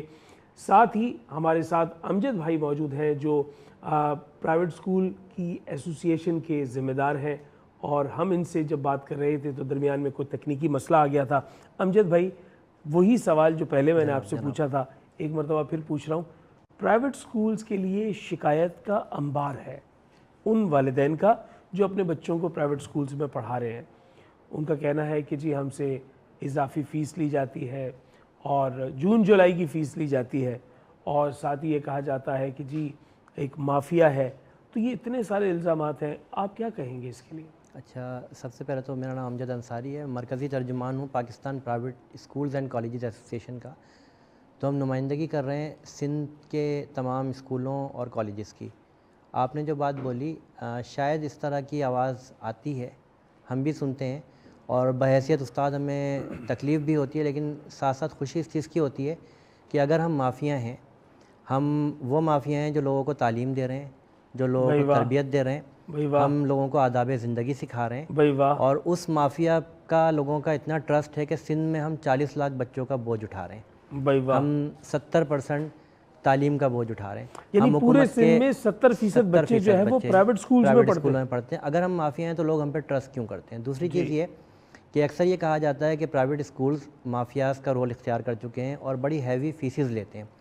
تو میں چیلنج کے ساتھ کہہ رہا ہوں, آن ریکارڈ کہہ رہا ہوں, ہم لائیو جا رہے ہیں کہ کراچی میٹروپولیٹن شہر ہے, سٹی ہے, اور پاکستان کا سب سے بڑا شہر ہے. یہاں پہ نمبر آف انرولمنٹ سب سے زیادہ ہے. آپ وزٹ کریں پورے شہر کے اسکولوں کا, اور آپ ڈیٹا لیں پرائیویٹ انسٹیٹیوشن آف سندھ سے, تو آپ کو 90% اسکول وہ ملے گا جو 800 روپے سے شروع ہو رہا ہے, جس کا جو گورنمنٹ نے ہمیں شیڈیول دیا ہوا ہے, جو 800 روپے ماہانہ فیس سے شروع ہو رہا ہے, اور شاید 2000 اور 2500 روپے ختم ہو رہا ہے, جس کا ایوریج آتا ہے آج کے دور میں 800 روپے, اس کا ایوریج آتا ہے شرازی بھائی 1200 روپے اور 1500 روپے, یعنی 800 اور 2000 1500 کے درمیان کا. اب اگر میں 1500 روپے فیس لے رہا ہوں پرائیویٹ اسکول میں 5 گھنٹے ایک بچے کو سیکیورٹی دے رہا ہوں, سروسز دے رہا ہوں, تعلیم دے رہا ہوں, تربیت دے رہا ہوں, مجھے 50 روپے پر ڈے ملتا ہے. 50 روپے پر ڈے میں ایک استاد جو نسلوں کی تربیت کرتا ہے وہ 5 گھنٹے کھڑا رہتا ہے اور بچہ ایک پنکھے کے نیچے بیٹھا ہوتا ہے. 90% ہمارے اسکول گو سولر ہو چکے ہیں, سولر پہ چلے گئے. ہمارے پاس جنریٹرز ہوتے ہیں, ہمارے پاس جو اسٹرکچر ہے تمام وہ سہولیات ہوتی ہیں جس سے بچے کو آسانی بالکل 100%. اور ہم نے گورنمنٹ سے ریکویسٹ کی ہے کہ پبلک پرائیویٹ پارٹنرشپ پہ آئیں, ہمارے پاس انفراسٹرکچر ہے, آپ ہمارے ساتھ آئیں, ہمارے ساتھ مل کر کام کریں. ہم اس حوالے سے بہت ساری چیزیں ہیں اور ہم نے ابھی خطوط بھی روانہ کیے ہیں منسٹر آف ایجوکیشن کو, سی ایم صاحب کو, اور بڑی امید ہے کہ اس پہ ہمیں. دوسری چیز آپ نے بولی فیسز کے حوالے سے, جون اور جولائی, یہ ایک مسلمہ حقیقت ہے. یہ معاملہ سپریم کورٹ تک گیا اور اس میں کہا گیا کہ جو اسکول سروسز دے رہے ہیں اگر 2 مہینے ان کو فیسز نہ ملیں گی تو ان کے اساتذہ کو تنخواہیں کہاں سے دی جائیں گی, بلڈنگز کا کرایہ کہاں سے جائے گا. صرف ایک سہولت ہوتی ہے, اسکول بند ہوتا ہے یعنی 80% شٹ ڈاؤن ہوتا ہے تو ہمارے بجلی کے بل کم ہو جاتے ہیں, باقی تمام چیزیں تو چل رہی ہوتی ہیں. تو ہم بچے کو اس میں اسائنمنٹ دیتے ہیں, بچوں کو بلاتے ہیں, بچوں کو کاپیز دیتے ہیں, ان کو تمام چیزیں دیتے ہیں, تو ہمارا خرچہ تھوڑا سا کم ہوتا ہے. لیکن ہمارا جو اس فیلڈ سے تعلق ہے, ہم یہ سوچتے ہیں کہ ہم وہ کام کر رہے ہیں جو نبی کریم صلی اللہ علیہ وسلم کی سنت میں سے, اور اب رمضان کا مہینہ ہے, ہم بڑا بالکل معلم ہیں, اور ہمیں بڑی خوشی ہوتی ہے کہ ہمیں اللہ تعالیٰ نے اس شعبے سے وابستہ کیا ہے جو لوگوں کی نسلوں کی تربیت کر رہا ہے. اور آئندہ آنے والے دنوں میں ملک کے جو معمار ہیں جو باغ دوڑ سنبھال رہے ہیں, ہم میں سے جو لوگ یہاں بیٹھے ہیں, ہم بھی کسی نہ کسی مدرسے سے, کسی اسکول سے پڑھ کر آئیں, علم حاصل کر آئیں. تو اللہ تعالیٰ نے ہمیں ایک شرف بخشا ہوا ہے. اب ہمیں کوئی مافیا کہتا ہے تو بالکل وہ کہتا رہے. اچھا امجد بھائی, میں آپ کا بے حد شکر گزار ہوں کہ آپ یہاں ہمارے ساتھ موجود تھے اور یہ پرسپیکٹیو بھی پہنچا, اور آپ کے کام کو ہم بہت قدر کی نگاہ سے دیکھتے ہیں. آپ نے بتایا کہ 70% سندھ کے طلباء اور طالبات جو ہے وہ پرائیویٹ سکولز میں پڑھ رہے ہیں, اور بہت سارے ایسے نوجوان آج جو پروفیشنل لائف میں ایکزیل کر رہے ہیں, وہ بھی اگر یہاں آ کر سامنے آ کر بات کریں تو وہ بھی بتائیں گے کہ وہ بھی کسی پرائیویٹ سکول سے آئے ہیں. اور پھر جو فی اسٹرکچر کی آپ نے بات بتائی, اب میں کیلکولیشن کر رہا ہوں تو مجھے اندازہ ہو رہا ہے کہ واقعی یہ تو جہاد سے کم نہیں ہے. جس سے مافیا کہا جا رہا ہے وہ جہاد کا کام ہے. آپ کا بہت بہت شکریہ امجد بھائی. شہزاد بھائی آپ کا بہت بہت شکریہ, آپ ہمارے ساتھ موجود تھے. اور میں ناظرین محترم اب جو ہے وہ رجوع کروں گا ڈاکٹر زیغم صاحب کی جانب. ڈاکٹر صاحب, آپ سے گفتگو شروع کرنے سے قبل سب سے پہلے تو یہ آپ سے دریافت کرنا ہے, کیا شاعر ادیب واقعی بہت گداز اور نرم دل کا مالک ہوتا ہے؟ کیا اس کو ہر چیز جو ہے وہ زیادہ محسوس ہوتی ہے؟ جی یہ حسیت ہے, حس اس کی ذرا زیادہ گہری ہوتی ہے. لیکن میرا جو حوالہ ہے وہ شاعر ادیب سے زیادہ فلسفر کا ہے. جی, تو میں سمجھتا ہوں کہ جس عہد میں اور جس خطے میں فلسفہ نہیں ہے وہاں اندھیرا ہے, وہاں روشنی نہیں ہے. تو اصل میں ہم جو اصل جو کام کر رہے ہیں وہ شاعری میں بھی اور ادب میں بھی فلسفی کا کام کر رہے ہیں. تو فلسفے میں ایسے گہرے خیالات لانا, ایک تو ہوتا ہے کہ جیسے لب و رخسار کی شاعری ہے یہ تو عام شاعری, لیکن ایسے کہ ایسی چیزیں متعارف کروانا جس سے آپ کی سوچ کو نئے زاویے عطا ہوں اور سوچنے کا انداز بدلے. کیونکہ وہی پرانی آرتھوڈاکس جسے کہتے ہیں سوچ پہ چلنا, اس سے آپ ترقی کی راہیں نہیں کھول سکتے. تو ہمارے ہر کام کے پیچھے تصوف ہوگا یا فلسفی ہوگی. کیا بات ہے. تو فلسفہ ہوگا تو شاعری جو ہے وہ حسن اختیار کرتی ہے. ایک ذہنی سوال ہے اس میں, فلسفے کو منطق کے ساتھ ہمیشہ اس طرح بیان کیا جاتا ہے جیسے یہ دونوں ایک دوسرے کے متضاد ہیں. جی فلسفہ جو ہے نا اس کے اجزاء ہیں, 8 اجزاء ہیں. اس کا جو پہلا جزو ہے وہ تو علم کلام ہے کہ آپ کو بات سوچنی آتی ہے اور کرنی آتی ہے. واہ, ٹھیک ہے نا. آپ سوچ ہی نہیں سکتے, آپ کو پتہ نہیں سوچنا کیا ہے, کس بات کے بارے میں سوچنا ہے, یہ سورج کیوں نکلا, چاند کا ہے, اور یہ کوسے قضا کیسے بن گئی, یہ ساری چیزیں سوال آتے ہیں نا ذہن میں. تو یہ سوالوں کا جواب تلاش کرتا ہے انسان, تو یہ سوال اور اس کو بیان کرتا ہے. جی, یہ ہو گیا علم کلام. یہ تو علم کلام ہے. اس کے بعد جو اس کی سب سے بڑا, اس کو ایک طرف رکھ دیں تو پہلا جو جز ہے وہ حساب ہے فلسفے کا. کہ آپ کو ہر چیز میں جو صفت بھی حساب ہے, نیلا رنگ ہونا بھی حساب ہے, کالا رنگ ہونا بھی حساب ہے, اونچا نیچا, دائیں بائیں, لیفٹ, جو کچھ بھی ہے سب حساب پہ چل رہی, پوری کائنات حساب پہ چل رہی. ٹھیک ہے نا, کیلکولیشن پہ چل رہی. تو جس شخص کا حساب کمزور ہوگا وہ کسی طور پہ بھی فلسفی نہیں بن سکتا. ٹھیک ہے. دوسرا جو اس کا اگلا جز ہے, فلسفی بننا تو شاید درکنار, وہ فلسفہ سمجھ بھی نہیں سکتا. دوسرا جو اس کا جز ہے وہ منطق ہے. منطق جس کو لاجک, اس کا جزو ہے, اس کا جزو ہے. نہ اس کا جزو ہے, اس کا جزو ثانی ہے. دوسرا جزو اس کا لاجک ہے کہ یہ کریں گے تو یہ ہوگا, سبب ہے تو مسبب ہے, علت ہے تو معلول ہے. ٹھیک ہے. تو علت اور معلول کا جو رابطہ ہے، اور ہر علت ہے وہ خود بھی ایک معلول ہے، اور ہر معلول جو ہے خود ایک علت ہے، ایک سلسلہ چلتا جا رہا ہے. تو یہ علت اور معلول کا جو اس کے بعد تیسرا جو اس کا جز ہے وہ آبجیکٹس ہیں، کہ دنیا پوری کائنات میں جو چیز نظر آ رہی ہے، وجود رکھتی ہے، تو یا وہ ساکن ہے یا متحرک ہے، یا چل رہی ہے یا ساکن ہے. ٹھیک ہے. تو اس علم کو کہتے ہیں طبیعت، فزکس. یہ فزکس ہے. ٹھیک ہے نا. یہ سادہ سی اس کی مثال. اس کے جو اگلی چیز ایسی ہے کہ بہت سی چیزیں ہمیں نظر تو آتی ہیں لیکن سمجھ نہیں آتی. جی بہت سی چیزیں ہیں. آپ کو یہ ونس ان بلو مون، یہ بلو مون کیا ہے، ریڈ مون کیا ہے، یہ چیز ہے نا، تو ہمیں سمجھ نہیں آتی، پہلے نہیں آتی تھی. تو یہ علم الغیب تھا جو انسان نے سوچ کے، سمجھ کے، تعلیم حاصل کر کے، ارتقائی منزلوں سے گزر کے اس کو عالم شہادت میں تبدیل کر دیا. یعنی یہ سب کچھ علم الغیب میں شمار ہوتا تھا، اب یہ علم شہادت میں ہم نے سمجھ لیا اس کو، سمجھ لیا. ٹھیک ہے نا. تو عالم الغیب کے سفر کو علم الشہادت میں لانا یہ بھی فلسفے کی ایک شاخ ہے، کہ آپ کو بتا دیا جائے کہ یہ سپیڈ، یہ کسی چیز کی رفتار آپ اتنی بڑھا دیں کہ روشنی کی رفتار سے بھی آگے چلی جائے گی، تو وہ جو چیز ہے، جو وجود تھا، وہ ڈس انٹیگریٹ ہو جائے گا. ٹھیک ہے نا. تو یہ کیونکہ وہ بنیادی طور پہ توانائی تھی جو فروزن تھی. آپ اور میں انرجی ہیں بیسیکلی.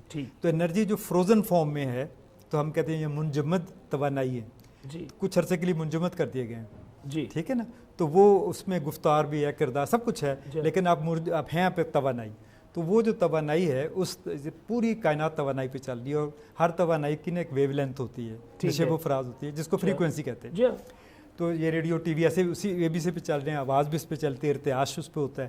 تو یہ ساری چیزیں جو ہیں یہ اس کے اندر آتی ہیں، جس کو ہم کہتے ہیں سمجھ نہیں آ رہی تھی، اب آپ نے سمجھا دیا، تو وہ عالم الغیب سے اٹھا کے اپن اس کو عالم شہادت میں لے آئے. آپ ایک جملہ اس میں کہہ رہے تھے خطا کلامی، آپ نے کہا کہ روشنی کی رفتار سے تیز.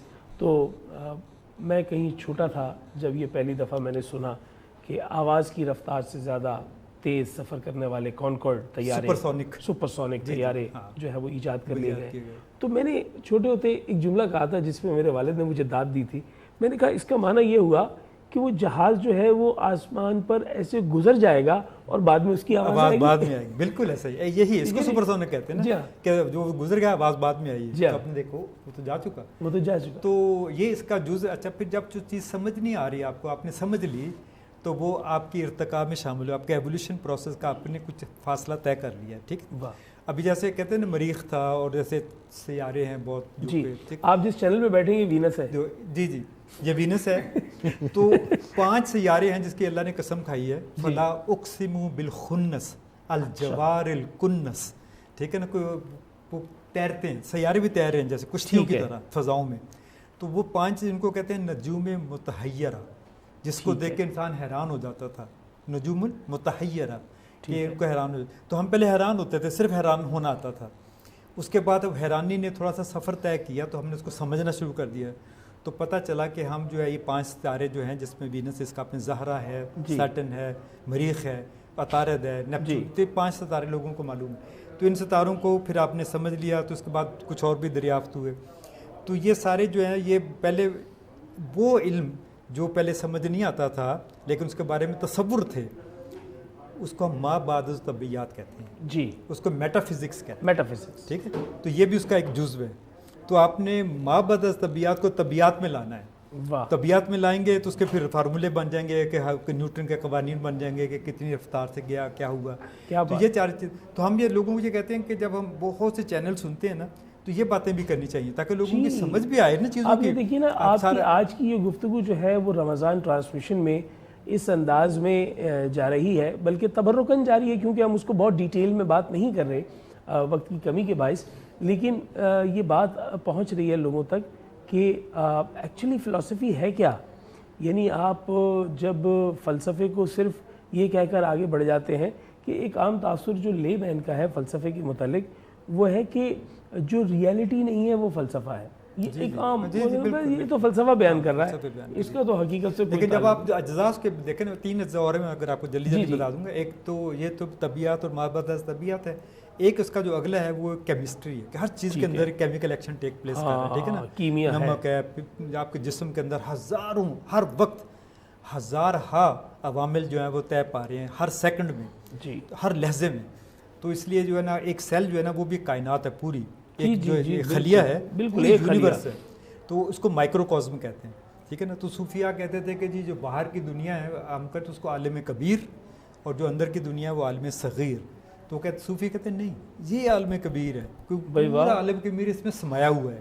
کیا بات. Heaven and earth can not contain me but the heart of momin can contain me. تو وہ اس کی وجہ سے یہ عالم کبیر ہے کہ اس کے اندر پورا جہاں سمایا ہوا، پوری کائنات سمائی ہوئی. واہ. تو یہ اس کی کیمسٹری کو جاننا، اس کی الکیمی کو جاننا. اور اچھا اس کا جو اگلا جز ہے وہ ہے ریلیشن شپس. فلسفے میں یہ بہت اہم ہے کہ آپ کو مجھ سے بات، آپ کو جو ریلیشن شپ ہے ماں باپ بیٹا بھائی بہن جی اور معاشرہ، کوئی بھی رشتہ، سارے رشتے جو ہے نا اس کو خوبصورتی سے نبھانا، اس میں حسن پیدا کرنا، وہ اس فلسفی کا ایک حصہ ہے تاکہ دنیا خوبصورت ہو جائے.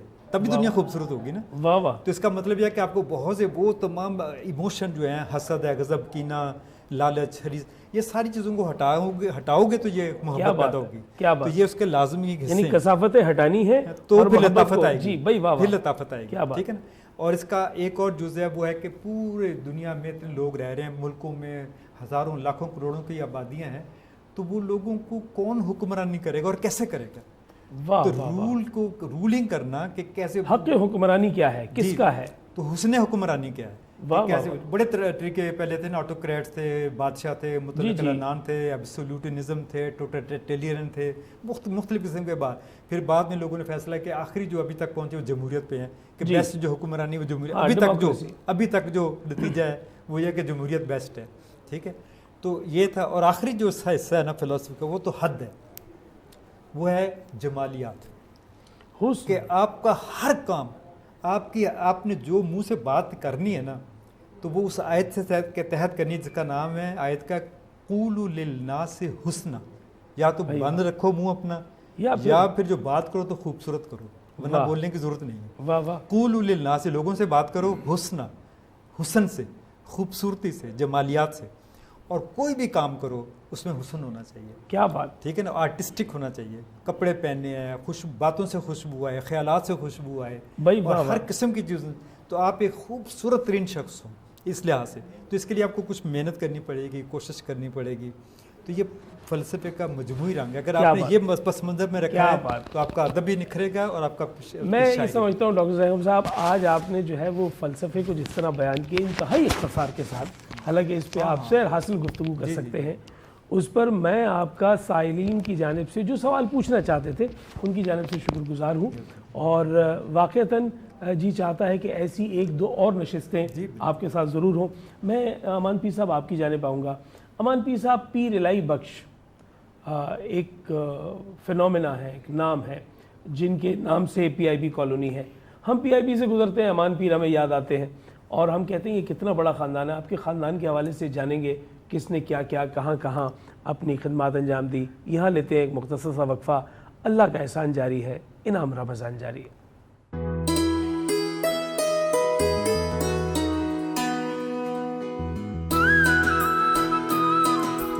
نعمتیں، برکتیں اور رحمتیں، ماہ انعام آ گیا، رمضان آ گیا، اللہ کا احسان انعام رمضان.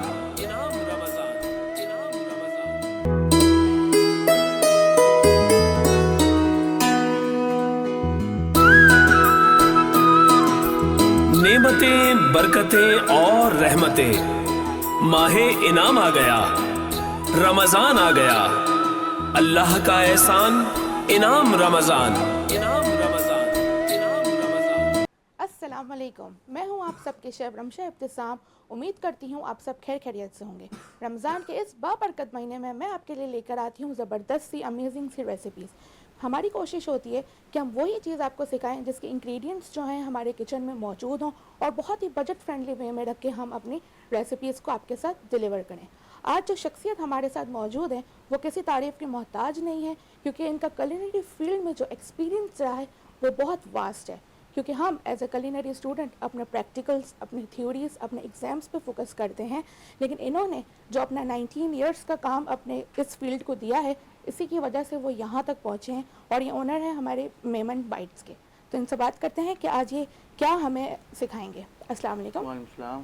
کیسے ہیں آپ؟ اللہ کا کرم ہے, آپ سنائیں. اللہ کا شکر. تو آج آپ کیا بنا رہے ہیں؟ آج جو ہے وہ کڑی چھولے ہیں اور کھٹے آلو ہیں, کیونکہ رمضان کے اندر جو نا تھوڑا سا چٹپٹا ہونا چاہیے دسترخوان پہ. میں پچھلی دفعہ تو آپ کے لیے سحری اسپیشل ریسیپیز لائی تھی, آج ہم نے کہا کہ کچھ افطاری کا ٹچ دے دیں. ٹھیک ہے, تو آپ اسٹارٹ کریں. کڑی چھولے اور کھٹے آلو کی ریسیپی. بالکل.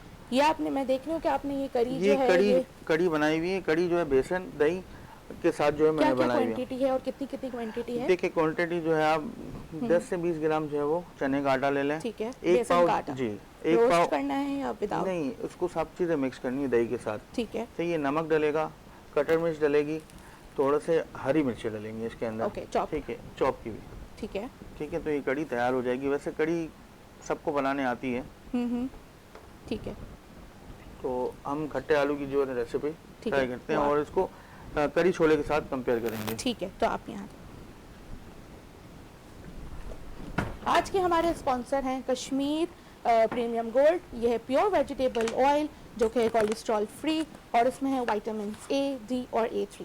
آج ہم اپنی ریسیپی میں کشمیر آئل کا یوز کریں گے. سب سے پہلے آپ لے لیں 50 گرام چاٹ مسالہ.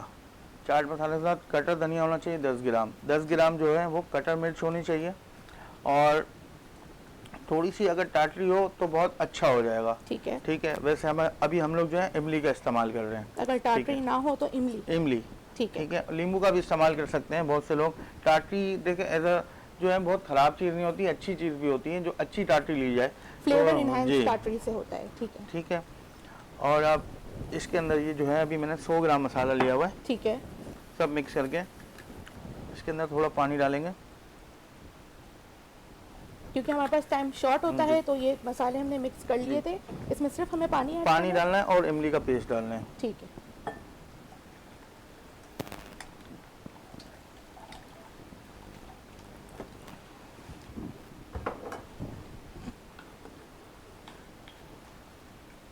اگر ہمارے پاس ٹاٹری املی نہ ہو تو کیا ہم سرکے کا استعمال کر سکتے ہیں؟ سرکہ نہیں ڈلے گا, سرکہ ذائقہ خراب کرتا ہے. لیمو لیمن جوس اس کا لینا, یہ آلٹرنیٹ ہوتا ہے ٹاٹری کا. ٹھیک ہے. بہت یہ ہائی ٹی اسپیشل ریسیپی ہے. یہ ریسیپیز ہم ہائی ٹی میں بھی سرو کر سکتے ہیں, افطاری میں بھی سرو کر سکتے ہیں. ہمارے یہاں کوئی گیسٹ آ رہے ہیں, کوئی مہمان آ رہے ہیں, تو یہ بہت کوئک اور امیزنگ ریسیپی ہے. ہاں, آئل دے دینا. جی, آج ہم یوز کر رہے ہیں کشمیر کا پریمیم گولڈ. سب سے پہلے آئل ڈالیں گے.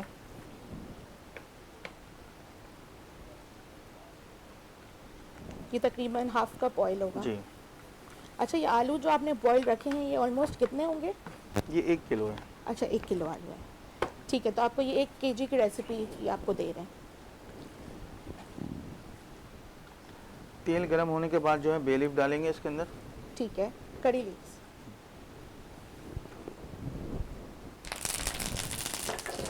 کری لیوز کی خوشبو ہر ڈش میں بہت اچھی لگتی ہے. اور یہاں میں کری لیوز کے حوالے سے ایک ٹپ آپ سے شیئر کرنا چاہوں گی کہ اگر آپ کری لیوز کو کوکونٹ آئل کے ساتھ ملا کر اپنے بالوں پہ لگائیں گے تو آپ کے بال جو ہیں وہ بہت فاسٹ بڑھیں گے.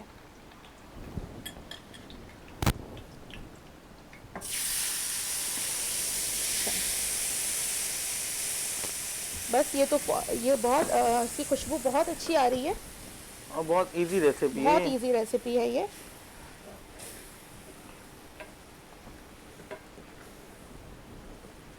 کری کی ریسیپی آپ پلیز تھوڑا ریپیٹ کر دیں گے, کیونکہ کری کی ریسیپی ویورز کو. کری کے اندر جو ہے آپ کو میں نے بتایا دہی, بیسن, کٹر مرچ, ہری مرچ. اس میں بھی تھوڑی سی آپ جو ہے وہ کھٹاس کے لیے جو ہے وہ دہی جو ہے ٹاٹری نہیں ڈالنی, کھٹاس کے لیے تھوڑی سی دہی باسی لینی ہے آپ کو. 1 دن پرانی. اچھا, 1 دن پرانی دہی لینی ہے. جیسے ہمارا پلان ہو کہ ہمیں کری جو بنانی ہے اس کے لیے ہم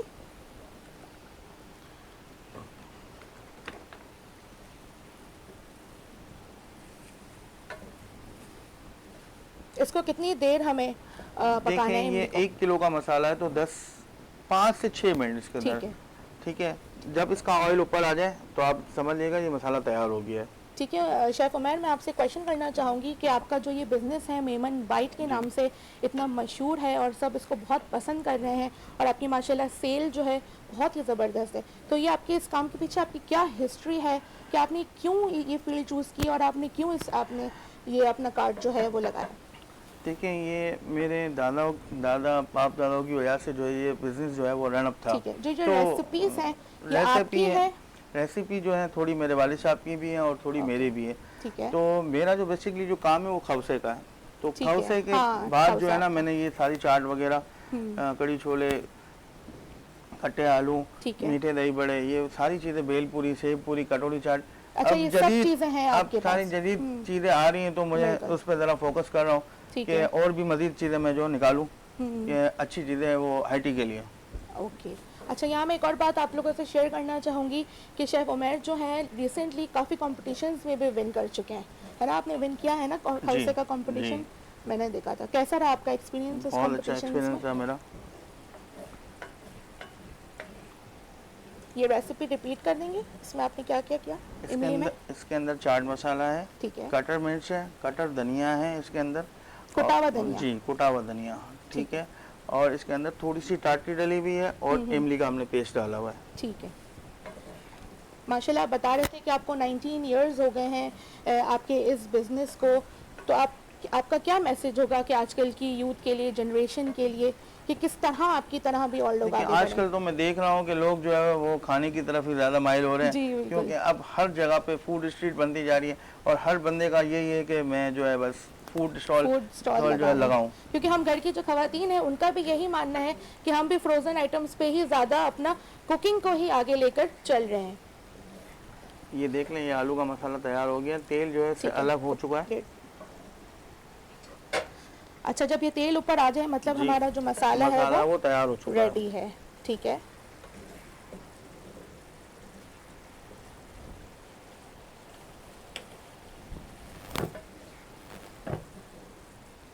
اچھا آئل جو ہے ہم نے اس میں Kashmir cooking premium gold use کیا ہے جو کہ ہے ویجیٹیبل آئل اور ہے cholesterol free.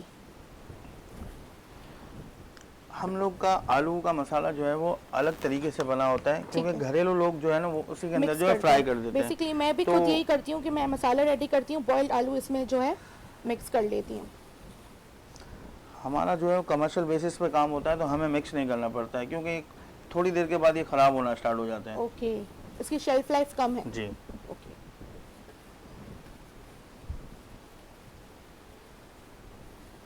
As a chef آپ کیا ٹپ شیئر کرنا چاہیں گے ہمارے ویور سے کہ اگر کوئی برتنوں میں ہم دیکھتے ہیں کہ کوئی رسٹ لگ جاتی ہے ہمارے نان اسٹک یہ اسٹون کے برتن جو ہوتے ہیں اس کے اندر جو ہے زنگ لگ جاتا ہے. زنگ لگ جائے تو اس کو آپ ہلکا سا تیل لگا کے رکھیں اور جب آپ اس کو پکانے لگیں تو اس کے اندر جو ہے نا ٹیشو سے یا کوئی ایسے ململ کے کپڑے سے صاف کر لیں جو اس کا زنگ نکل جائے. ٹھیک ہے. تو پھر یہ گڈ ٹو گو ہوگا, یوز کر سکتے ہیں؟ جی جی بالکل.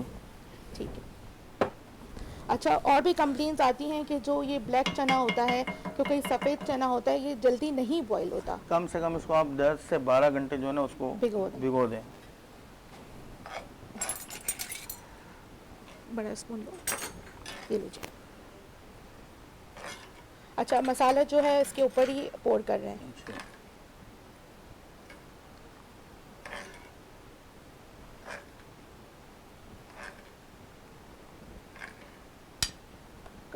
لوگ اکثر جو ہے چھولوں میں بیکنگ سوڈا بیکنگ پاؤڈر کا بھی یوز کرتے ہیں بوائل کرنے کے ٹائم. بیکنگ سوڈا ڈالیں مگر اتنا ڈال دیتے ہیں لوگ کہ جو اس کا ذائقہ ہی چینج ہو جاتا ہے. ٹھیک ہے. دیکھیں یہ آلو جو ہے آلو دکھنے بھی چاہیے کیونکہ ہم لوگ جب فرائی پین کے اندر آلو جو ڈالتے ہیں اس کو فرائی کرتے ہیں تو پھر آلو دکھتے نہیں ہیں وہ, اور آلو تھوڑے ٹوٹ بھی جاتے ہیں وہ. بالکل ہاں, وہ ہم جب تیز سے اسپون سے یہ دیکھ لیں آپ بالکل یہ کمرشل یوز آلو آپ جب تھال میں لگے ہوئے ہوتے ہیں باہر تو اس طرح نظر آئیں گے. اس طرح ہوتے ہیں بالکل. تو آئیے آپ کڑی چھولوں کی طرف بڑھتے ہیں. کڑی چھولے کے لیے پیالہ باؤل لینا. جی چھولوں میں بھی آپ یہی کریں گے؟ جی. یہ بلیک چھولے ہیں بوائل کیے ہوئے.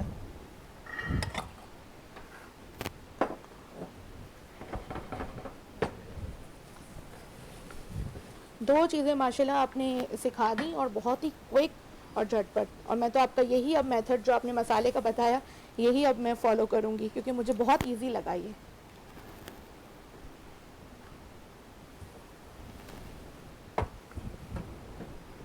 اس کے اندر چاہے تو آپ آلو بھی ڈال سکتے ہیں اور اس کے اندر آلو کا مسالہ ڈالیں گے تو بہت ٹیسٹ لاجواب ہو جائے گا. اوکے. اچھا یہی والا جو جی. اوکے.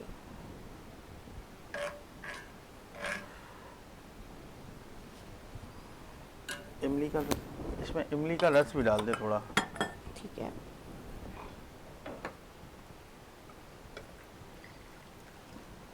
बहुत ही झटपट और बहुत क्विक रेसिपी थी, आपके टिप्स भी हमें बहुत अच्छी लगी।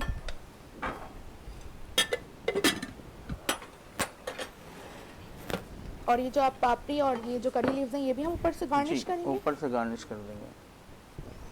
इसको पापड़ी के साथ खाएंगे तो बहुत अच्छा लगेगा आपको। ये हमारी दोनों डिशेस हो गई हैं रेडी। उम्मीद करती हूँ कि आपको ये दोनों रेसिपीज़ बहुत अच्छी लगी होंगी। आप हमारे पेज पे हमें फीडबैक ज़रूर दें और नेक्स्ट प्रोग्राम में आप क्या सीखना चाहते हैं उसकी भी आप फरमाइश कर सकते हैं। अगर आपको इस प्रोग्राम का हिस्सा बनना है तो दिए गए नंबर पर कांटेक्ट करके इस शो का हिस्सा बन सकते हैं और अपनी स्पेशलिटी भी आप शेयर कर सकते हैं। थैंक यू शेफ उमर भाई कि आप आए और आपने इतनी ज़बरदस्त हमें ये रेसिपी इफ्तारी के हवाले से सिखाई। उम्मीद करती हूँ कि अल्लाह आपके काम में और तरक्की दे। आमीन।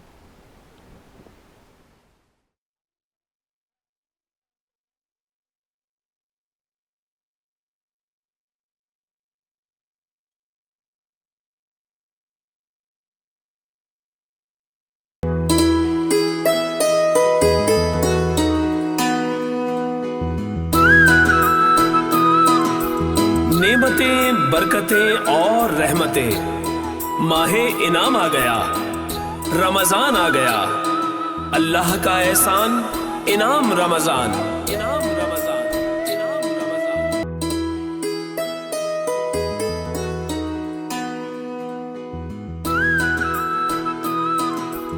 नेमतें, बरकतें और रहमतें, माहे इनाम आ गया, रमजान आ गया, अल्लाह का एहसान, इनाम रमजान, इनाम रमजान, इनाम रमजान।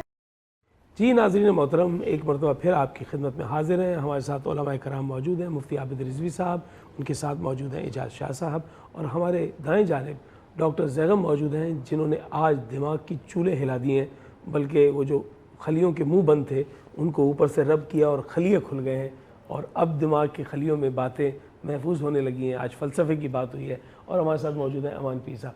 अमान पीर साहब, आपके खानवादे का एक बड़ा हवाला है और सिंध की सियासत में और सिंध में जो इंसानी खदमत है उस हवाले से बड़ा आपका हवाला है, और बड़े अलग अलग नौइयत के चेहरे आपके ख़ानदान से सामने आए, जैसे पीर इलाही बख्श साहब जिनके नाम से PIB कॉलोनी मौसूम है। फिर उसके बाद पीर मौज़म साहब, उन्होंने क्या अपना एक जुदागाना तशख़्ख़ुस बनाया। पीर मज़हरुल हक़ साहब, उन्होंने जो है वो बैसित मिनिस्टर अपनी खदमात अंजाम दी। आपकी फ़ैमिली में बदस्तूर कोई ना कोई एक ज़िम्मेदारी रहती है। आज भी आपकी फ़ैमिली में एक प्रोविंशियल असम्बली की सीट मौजूद है। तो ये एक पूरा सियासी और समाजी पस मंज़र है, उसमें अमान पीर को आसानी होती है या मुश्किल होती है, या लोगों की तवक्कुआत आपसे ज़्यादा होती हैं कि यार ये इतने बड़े ख़ानदान से है, इसको तो ये भी करना चाहिए, ये भी करना चाहिए? बिस्मिल्लाहिर्रहमानिर्रहीम। फ़र्स्ट ऑफ़ ऑल आपकी बहुत बहुत शुक्रिया, आपने रोज़े में तकलीफ़ की और यहाँ बुलाया।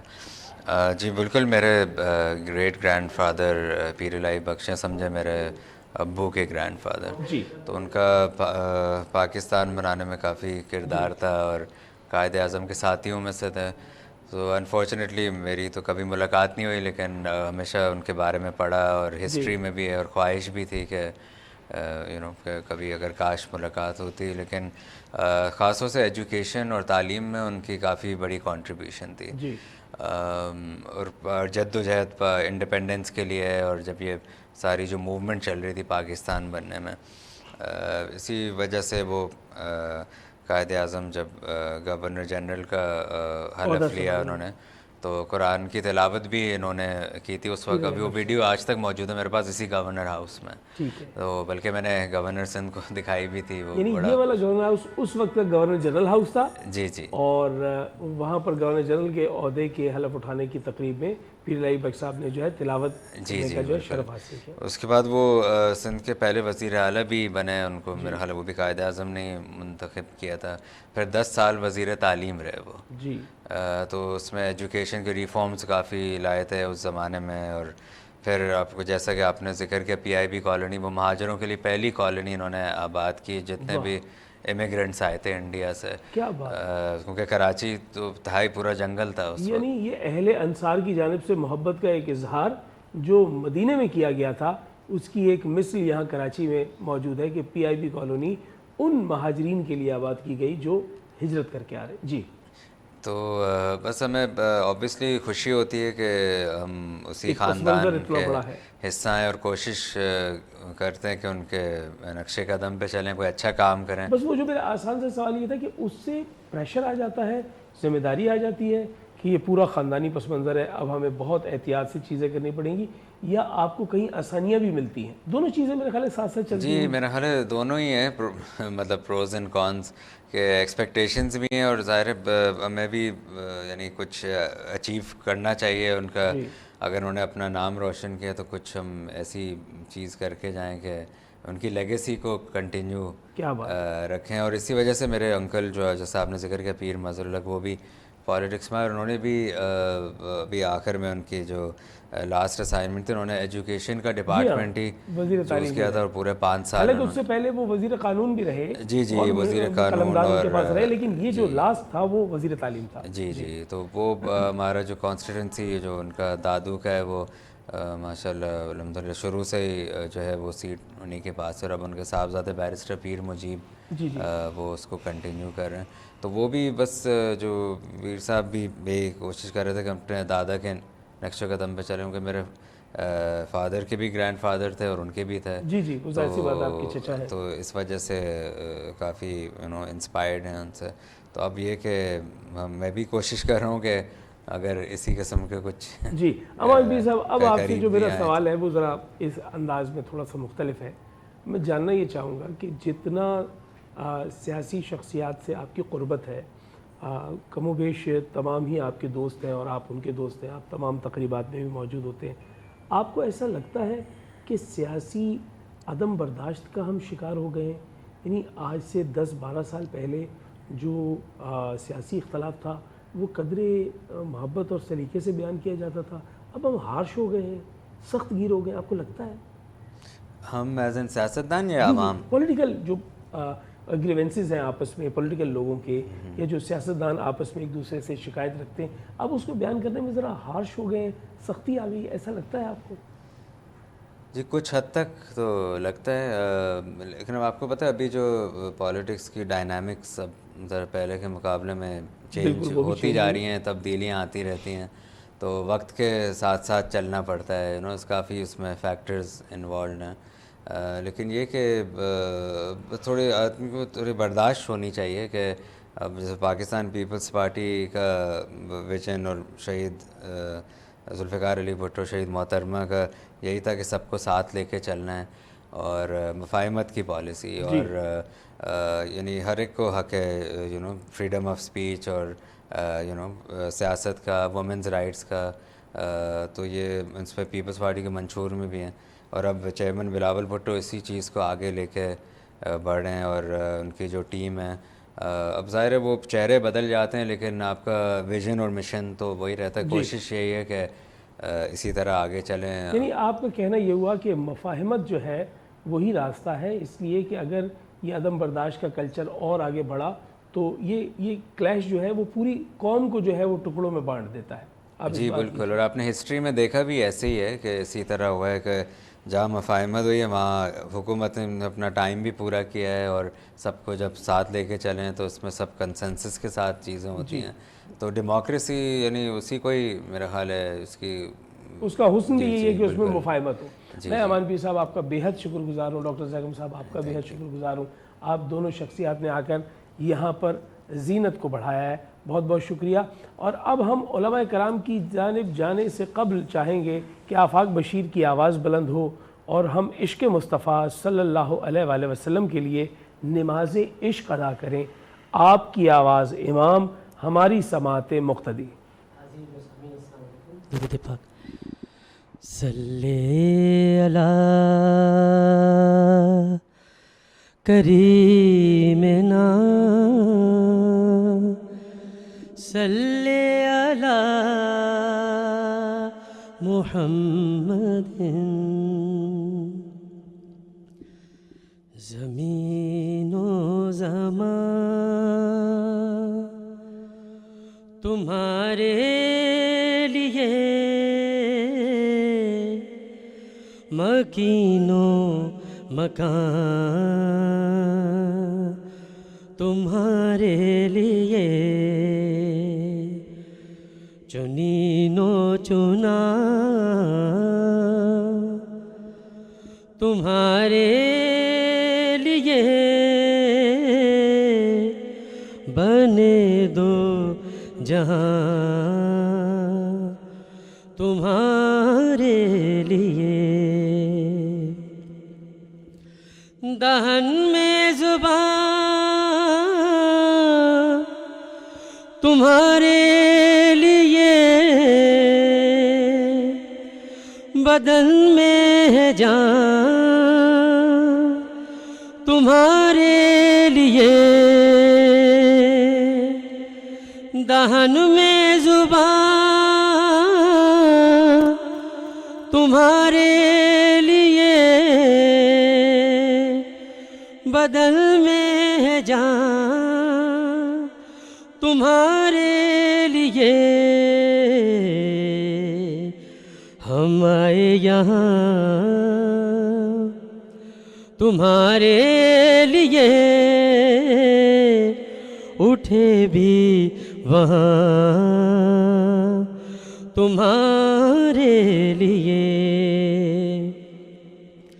اشارے سے چاند چیر دیا چھپے ہوئے خور کو پھیر دیا اشارے سے چاند چیر دیا چھپے ہوئے خور کو پھیر لیا گئے ہوئے دل کو اثر کیا یہ تاب تواں تمہارے لیے گئے ہوئے دل کو اثر کیا یہ تاب تواں تمہارے لیے اور صبا وہ چلے کہ باغ پھلے وہ پھول کھلے کہ دن ہوں بھلے اور لیوا کے تلے ثنا میں کھلے رضا کی زبان تمہارے لیے لیوا کے تلے ثنا میں کھلے ہم سب کی زبان تمہارے لیے زمین و زمان تمہارے لیے مکین و مکان تمہارے لیے اور چنین و چنا تمہارے لیے بنے دو جہاں تمہارے لیے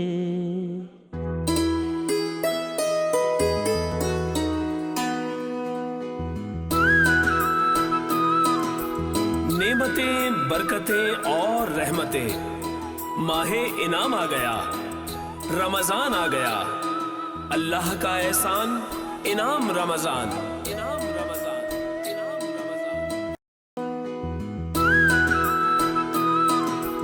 نعمتیں برکتیں اور رحمتیں ماہ انعام آ گیا رمضان آ گیا اللہ کا احسان انعام رمضان جی ناظرین محترم، اس وقت ہم آپ سے مخاطب ہیں اور میں یہ کہوں گا کہ میری والدہ، میری اہلیہ، میری بہنیں اور میرے خاندان کی تمام خواتین آمادہ ہیں کہ میں جب آواز لگاؤں تو وہ اس بات پر آمین کہیں کہ انہیں بروز محشر کنیز خدیجۃ الکبریٰ کے طور پر پکارا جائے، جانا جائے، پہچانا جائے۔ تو آج ہم جناب سیدہ خدیجۃ الکبریٰ کے حوالے سے گفتگو کر رہے ہیں۔ یہ ہمارے لیے عزت و شرف کا مقام ہے کہ خدا نے ہمارے مقدر میں یہ وقت لکھا کہ ہم جناب خدیجۃ الکبریٰ کا ذکر کریں، ام المومنین کا ذکر کریں۔ یہ وہ پہلی بیوی ہے کہ جن کو ام المومنین ہونے کا شرف حاصل ہوا، اور یہ وہ بیوی ہے کہ جن کو یہ کہا جائے تو غلط نہ ہوگا کہ رسول خدا صلی اللہ علیہ وآلہ وسلم کی شریک حیات ہے۔ اب حیات مبارکہ حضور کی اور کوئی شریک حیات ہو تو اس سے بڑا تو کوئی منصب ہی نہیں ہو سکتا۔ اس اسلام کی خاتون اول میں چاہوں گا مفتی عابد رضوی صاحب آپ وہ کچھ احوال بیان کریں کہ ایک ذاتی حیثیت میں بی بی کا کردار کیا تھا، یعنی قبل از نکاح ان کا کیا تعارف تھا، لوگ انہیں کیسے جانتے تھے؟ نحمدہ ونصلی ونسلم علی رسولہ الکریم، اما بعد فاعوذ باللہ من الشیطان الرجیم، بسم اللہ الرحمن الرحیم۔ قال اللہ تعالی فی القرآن المجید والفرقان الحمید وازواجہ امہات المؤمنین آمنت باللہ صدق اللہ العظیم۔ قرآن کریم فرقان حمید نے سید عالم صلی اللہ علیہ وسلم کی ازواج کو اہل ایمان کے لیے مائیں قرار دے دیا ہے، اور ان ماؤں میں جو سب سے پہلا اور سب سے اونچا نام آتا ہے وہ میری ماں سیدہ خدیجہ سلام اللہ علیہا کا مبارک نام۔ آپ نے سیدہ خدیجۃ الکبریٰ سلام اللہ علیہا کی مبارک زندگی کے حوالے سے یہ سوال کیا کہ نکاح سے قبل آپ کی مبارک زندگی کے احوال کیا تھے، تو آپ قبیلہ بنو اسد سے ہیں جی، اور سلسلہ نسب میں چوتھے پشت میں سید عالم صلی اللہ علیہ وسلم کی مبارک سلسلہ نسب سے آپ جا کر مل جاتے ہیں۔ تو قبیلہ بنو اسد کا عرب میں تعارف یہ تھا کہ شرافت، ایمانداری اور تجارتی معاملات میں ان کا ایک نام تھا۔ اور سیدہ خدیجہ رضی اللہ عنہا آپ اپنی زندگی میں اس سے قبل بھی آپ کا نکاح ہو چکا تھا، جس میں آپ کے والد اور آپ کے شوہر یہ بڑے تاجروں کی حیثیت سے عرب میں جانے جاتے تھے۔ پھر والد کا بھی انتقال ہوا اور شوہر کا بھی انتقال ہوا، تو آپ نے خود اپنے اس خاندانی نظام کو سنبھال لیا اور بحیثیت تاجر آپ کا ایک تعارف معاشرے کے سامنے آیا۔ لیکن اس کے علاوہ آپ کی نکاح سے قبل بھی اور آپ کے زمانہ تجارت کی زندگی میں بھی جو آپ کا وصف جمیل لوگوں کے سامنے تھا وہ آپ کی فتح و پاک بازی، آپ کی مہمان نوازی، آپ کی سخاوت، آپ کا اخلاق، آپ کی ایمانداری، یعنی آپ اپنے معاشرے میں ایک اعلیٰ اخلاق کے اعتبار سے ضرب المثل کے طور پر جانی جاتی تھی۔ واہ۔ اور آپ کا تجارتی ایک سلسلہ تھا، آپ کے تجارتی قافلے جو ہے مختلف ملکوں کی طرف سفر کرتے، جس طرح عرب کا رواج تھا کہ عرب سے قافلے جو ہے وہ مختلف ملکوں کی طرف اپنا سامان لے کر جاتے، وہاں بیچ کر وہاں سے کچھ سامان پھر عرب کی طرف لایا جاتا۔ تو آپ کے غلام میسرہ ہوا کرتے تھے جو آپ کا تجارتی قافلہ اکثر لے جایا کرتے، یا کسی اور کو اگر شامل کیا جاتا تب بھی وہ ساتھ ہوتے۔ اور یہ وہ وقت تھا کہ جب سید عالم صلی اللہ علیہ وسلم کی عمر مبارک 25 برس کی عمر کو قریب پہنچنے والی تھی، اعلان نبوت سے قبل کا زمانہ ہے۔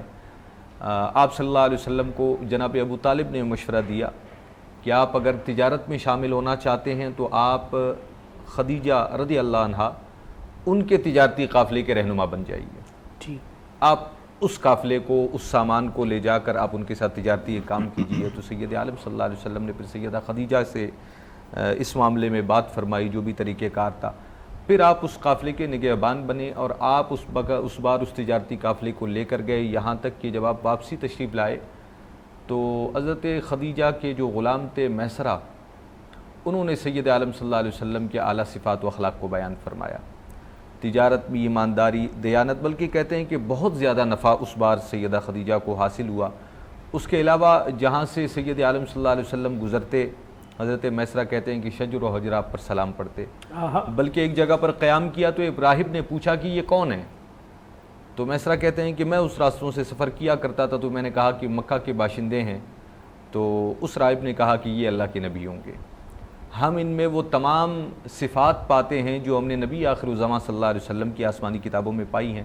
بہرحال یہ ساری باتیں جب سیدہ خدیجہ رضی اللہ عنہا تک پہنچیں تو آپ نے سید عالم صلی اللہ علیہ وسلم کی طرف نکاح کا پیغام بھیجا۔ اور یہ کیا خوبصورت بات آپ نے نقطہ دیا کہ جناب سیدہ خدیجۃ الکبریٰ نے نکاح کا پیغام بھیجا، یعنی خاتم النبیین حضرت محمد مصطفیٰ صلی اللہ علیہ وآلہ وسلم کے کردار سے جس قدر وہ سیدہ متاثر ہوئیں، انہوں نے چاہا کہ میں اپنے آپ کو اس جو ہے وہ ذات گرامی کے سپرد کر دوں اور میں ان کے نکاح میں آ جاؤں. میں چاہوں گا شاہ صاحب آپ کی جانب اور میں چاہوں گا کہ آپ ذرا بیان کریں کہ نکاح کے بعد حضرت خدیجہ الکبریٰ سلام اللہ علیہا کا جو ایک آپسی تعلق ہے رسول اللہ سے، اور میرے علم کے مطابق جب تک وہ بقید حیات رہی رسول اللہ نے دوسرا کوئی نکاح نہیں کیا، وہ انہی کے ساتھ رہے، اس پر ذرا روشنی ڈالیے. اور پھر تا وقت یہ کہ ان پر وحی اتری اور وہ نبوت کا اعلان بھی ہو رہا ہے. جی ماشاءاللہ. بسم اللہ الرحمن الرحیم.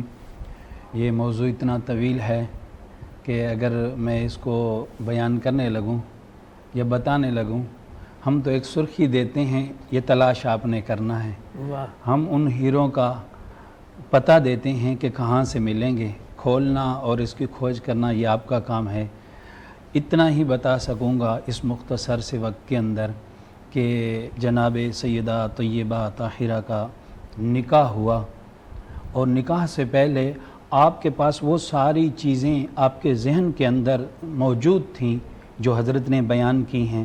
اور اس کے علاوہ ایک سبل الہدیٰ والرشاد کے اندر آتا ہے کہ مکہ کے خانہ کعبہ کے ارد گرد ساری قریش کی عورتیں جمع تھیں، تو وہاں کسی نے کہا کہ ان قریب تمہارے اندر ایک نبی آنے والا ہے، تو اس شخص کو جو ہے تمام عورتوں نے پتھر مارے سوائے سیدہ کے. سیدہ خدیجہ الکبریٰ کے علاوہ سب نے ان کو پتھر مارے، اور آپ کو یہ بات بھی ذہن کے اندر موجود تھی کہ آنے والا ہے. اب ایک دل کے اندر ایک تھوڑی سی آس رہی، لیکن جب شادی کا وقت آیا، یعنی آپ کی قضا کلامی کہ سیدہ خدیجہ الکبریٰ کو آپ اس طرح بھی شمار کیا جانا چاہیے کہ وہ خاتم النبیین یعنی اس آخری مسیحا کے منتظر لوگوں میں شمار ہوتی تھی. منتظر لوگوں میں بھی شمار ہو. واہ واہ واہ واہ. تو پھر اس کے بعد جب یہ معاملہ آیا نکاح کا، تو یہ پوری تفصیل ہے کہ نکاح کس طریقے سے ہوا، کس نے پڑھایا، آپ کے چچا نے پڑھایا، اور نکاح کے بعد ولیمہ کس نے کیا، آپ کے چچا نے کیا، حق مہر کتنا دیا، آدھا نقد دیا، آدھا ادھار دیا، یعنی مؤجل و غیر مؤجل، مؤجل اور غیر مؤجل، جو ہم جس سے ہم پوری شریعت لے رہے ہیں. جی جی جی ان لوگوں سے ہی ہم نے پوری شریعت کیا بات ہے. اور لی. اگر میں آپ کی اجازت سے یہ چاہوں کہ آپ کی تائید مل جائے، آپ نے بھی یقیناً نکاح پڑھے ہوں گے، مختلف آپ نے بھی پڑھے ہوں گے. وہ نکاح میں بھی ایک کلمہ ہے جس کلمے میں ذکر ہے حضرت خدیجہ اور رسول خدا کا، شاید وہ دعائیہ انداز میں پڑھا جاتا ہے. جی جناب. جی تو آپ صلی اللہ علیہ وسلم سے نکاح ہو گیا. اب آپ ایک مالدار خاتون تھیں اور آپ نے اپنا سارا مال، اب یہ سب بہنوں بچیوں کے لیے ایک میسج ہے کہ جس کے نکاح میں آپ آئیں، آپ کے سامنے کون تھیں؟ 20 آپ کی خاتون کنیزیں تھیں، کام کرنے والی تھیں. جب یہ آپ نکاح میں آئی نا تو آپ نے سب کو رخصت کر دیا، سارا مال آپ صلی اللہ علیہ وسلم کے سپرد کر دیا، کیونکہ آپ مال مداربت کرتی تھی. مال مداربت کا مطلب ہوتا ہے کہ مال میرا ہے، کام آپ کریں، اس کا جو ہے وہ مجھے نفع جو ہے وہ بانٹا جائے، عادیت. تو آپ صلی اللہ علیہ وسلم کا نکاح ہو گیا، اور نکاح کے بعد خود جب سیدہ خدیجہ الکبریٰ آپ کے لیے کھانا لاتی ہیں نا، تو جبریل امین آ جاتے ہیں اور کہتے ہیں کہ یا رسول اللہ، اللہ نے خدیجہ کو پیغام بھیجا ہے، سلام بھیجا ہے. یہ ہماری بہنوں کو، ہماری بچیوں کو یہ میسج ہے کہ جو شوہر کی خدمت کرتی ہے، چاہے وہ کتنے منصب والی ہے، اس کو اللہ کا سلام ہے کہ وہ اپنے شوہر کے لیے اگر وہ کھانا بناتی ہے تو خدمت کرتی ہے. تو آپ نے خدمت میں کوئی کمی نہیں چھوڑی. آپ کی زندگی مبارکہ کے بہترین پہلو، یعنی بحیثیت ایک معروف اور کامیاب تاجر کے جو ان کا ایک لائف سٹائل تھا، اس کو ایک طرف رکھ کر اب جب وہ نکاح میں آئی ہیں تو خاتم النبیین کی اہلیہ اور اپنے آپ کو کنیز شمار کرتے ہوئے ان کی خدمت میں جت گئی ہیں. کیا بات ہے، کیا بات. جب وحی کا معاملہ آیا، اور وحی اب میں مختصر کروں گا، وحی کا معاملہ آیا، جب وحی پہلی وحی نازل آئی تو آپ صلی اللہ علیہ وسلم کو دلاسا دیا، آپ صادق الامین ہیں، آپ کو سارے لقبوں القابات سے نوازا، اور آپ کو سارے القابات سے نوازنے کے بعد جو ہے آپ نے تسلی دی. آپ کا ایک چچا زاد بھائی تھا جو اس وقت نابینا تھے، جو توریت اور ان کتابوں آسمانی کتابوں کے عالم تھے، ان کے پاس لے گئیں. جب ان کے پاس لے گئیں تو انہوں نے کہا کہ یہ خاتم النبیین ہیں، یہ آخری نبی ہیں. یہ شادی کے بعد ان کے پاس اپنے چچا زاد بھائی کے پاس لے گئے، ورقہ بن نوفل کے پاس.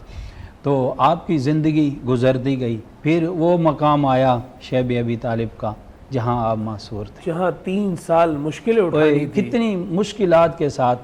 ایسی مشکلیں کہ میں جب اسے پڑھتا ہوں تو آنکھیں جو ہے وہ نم ہو جاتی ہیں. دل خون کے آنسو روتا ہے.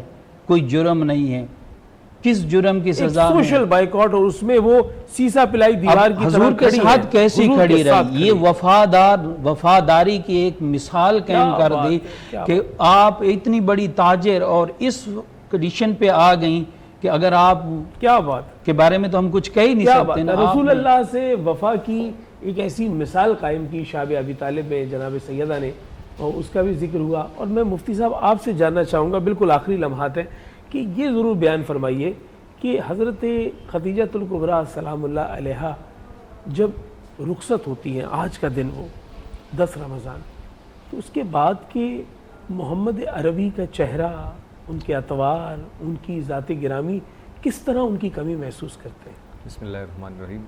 وقت آج آپ نے ہمیں بہت کم دیا ہے، یہ موضوع بہت جی طویل ہے جس طرح علامہ صاحب نے کہا. میں بس چند ایک باتیں ایک جملے میں کہوں گا. سیدہ خدیجہ رضی اللہ عنہا کا جو یوم وصال ہے، یعنی آج کا دن جسے آپ نے کہا، اس سال کو سید عالم صلی اللہ علیہ وسلم نے عام الحزن کا نام دیا. جی، یہ پورا سال غم کا سال ہے. اللہ. اور جب تک جس طرح آپ نے فرمایا کہ سید عالم صلی اللہ علیہ وسلم کی حیات ظاہری میں ام المؤمنین سیدہ خدیجہ موجود تھیں، حضور نے کوئی دوسرا نکاح نہیں کیا. جی، یہاں تک کہ جملہ ازواج مطہرات یہ بات فرماتی ہیں کہ ہمیں رشک آتا تھا اس بات پر کہ آخر وقت تک سید عالم صلی اللہ علیہ وسلم المؤمنین سیدہ خدیجہ کا ذکر فرمایا کرتے تھے. اللہ. بلکہ جب بھی کچھ چیز تقسیم کرنی ہوتی ان کی سہیلیوں کو خصوصیت کے ساتھ بھیجتے اللہ، کہ وہ خوش ہوں گی تو خدیجہ خوش ہوں گی. کیا بات. اچھا، سیدہ خدیجہ اور سید عالم صلی اللہ علیہ وسلم کی نکاح کی بابت سے چند ایک باتیں میں گوش گزار کر دوں. ہمارے یہاں کسی خاتون کا پیغام نکاح بھیجنا یہ بڑا مایوب سمجھا جاتا ہے. جی، نہیں ہونا چاہیے. ہم نے اگر ایک اچھے رول ماڈل کو فالو کرنا ہے تو نہیں ہونا چاہیے. ٹھیک ہے. دوسری بات، مایوب کیوں سمجھا جاتا ہے؟ ہماری بچیوں کے بارے میں یہ گمان کیا جاتا ہے کہ ان میں حسن انتخاب نہیں ہے، کس کا انتخاب کرنا ہے وہ یہ نہیں جانتی. جی، اور کسی حد تک یہ بات درست بھی ہے. ہاں. ہمارے یہاں چہرے دیکھے جاتے ہیں یا دولت دیکھی جاتی ہے. جی، سیدہ خدیجہ سلام اللہ علیہا کا انتخاب جو ہے حضور کا اخلاق و کردار ہے. جی، چہرہ مصطفیٰ کی تو بات اپنی ہے، لیکن آپ نے حضور کا چہرہ بعد میں دیکھا، آپ ان کے اخلاق اور کردار سے پہلے متاثر. جی، تو اگر میری کوئی بہن یا بیٹی کسی کے اخلاق اور کردار کو، اس کے دین اور شرافت کو دیکھ کر اس کی طرف مائل ہوتی ہے تو اسے نکاح کا حق حاصل ہے، اس سے رکاوٹ نہیں بننی چاہیے. بالکل. اچھا، تیسری بات یہ تھی کہ جو بھی سوچ کر جب آپ نے پیغام نکاح بھیجا یا نکاح طے پا گیا تو یہ اللہ اور اس کے رسول کی بارگاہ میں جا کر آپ نے خود کو سپرد کر دیا ہے، تو اب پورے اخلاص کے ساتھ رہیں. یہ نہ ہو کہ آسانی کے وقتوں میں تو آپ ساتھ چلیں، پھر مشکل کا وقت آئے تو آپ پیچھے نکل آئیں. سیدہ خدیجہ رضی اللہ عنہ نے سید عالم صلی اللہ علیہ وسلم سے جب نکاح فرمایا ہے تو حضور کی عمر مبارک 25 سال ہے. 40 سال کی مبارک زندگی میں اعلان نبوت ہے. اس کے بعد مکہ کے 13 سال شدید مشکلات کا دور. جی، شاب ابی طالب کا واقعہ، اور یہ سارا عرصہ جو ہے شریک حیات ساتھ کھڑی ہے. اس پر سید عالم صلی اللہ علیہ وسلم کا جملہ، حضور سے پوچھا گیا کہ آپ ام المؤمنین سیدہ خدیجہ کی اتنی زیادہ بات کرتے ہیں. سید عالم صلی اللہ علیہ وسلم نے فرمایا کہ جب مجھ پر کوئی ایمان نہیں لایا تب مجھ پر خدیجہ ایمان. کیا بات. جب لوگوں نے مجھ سے اپنے مال کو روک لیا، خدیجہ نے اپنے خزانے میرے لیے کھول دیے. واہ واہ واہ. تو یہ وارفتگی تھی. کیا بات ہے. بلکہ میں اس جملے کو اس طرح اگر آپ کی اجازت سے ادا کر دوں کہ اللہ نے رسول اللہ صلی اللہ علیہ وآلہ وسلم کو کار رسالت جو انجام دینے کی ذمہ داری دی، اس ذمہ داری کو نبھانے کے لیے ان کے جو نجی اخراجات تھے ان کو محفوظ بنانے کے لیے یہ سبیل بنائی کہ ایک مالدار عورت کو آپ کی شریک حیات بنایا.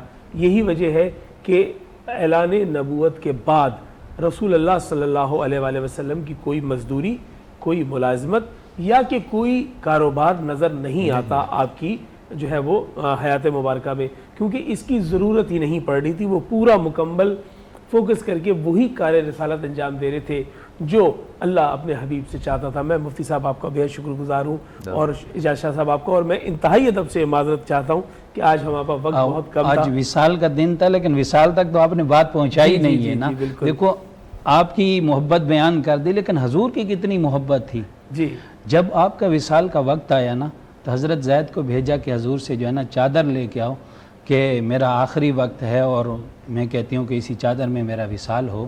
تو وصال کے وقت آگے حضور نے پیغام بھجوایا کہ فرمایا کہ اے ختیجہ اگر تو مجھ سے جان بھی مانگتی نا، جلدی میری جان بھی مانگتی نا، وہ بھی میں دے دیتی. یہ تو چادر اللہ اللہ آپ کی محبت بھی بے مثال. کیا بات ہے. یہاں پر یہ رحلت کا موقع یاد کرتے ہوئے ہم آپ سے رخصت چاہتے ہیں، اور میں آغا صاحب اپنا افسر شیخ صاحب آپ سے چاہوں گا کہ آپ کی آواز بلند ہو. ہم آپ سے اجازت چاہتے ہیں، سحر میں آپ سے ملاقات ہوگی. اللہ کا احسان انعام رمضان. سج گئے گھر گھر دسترخوان رمضان.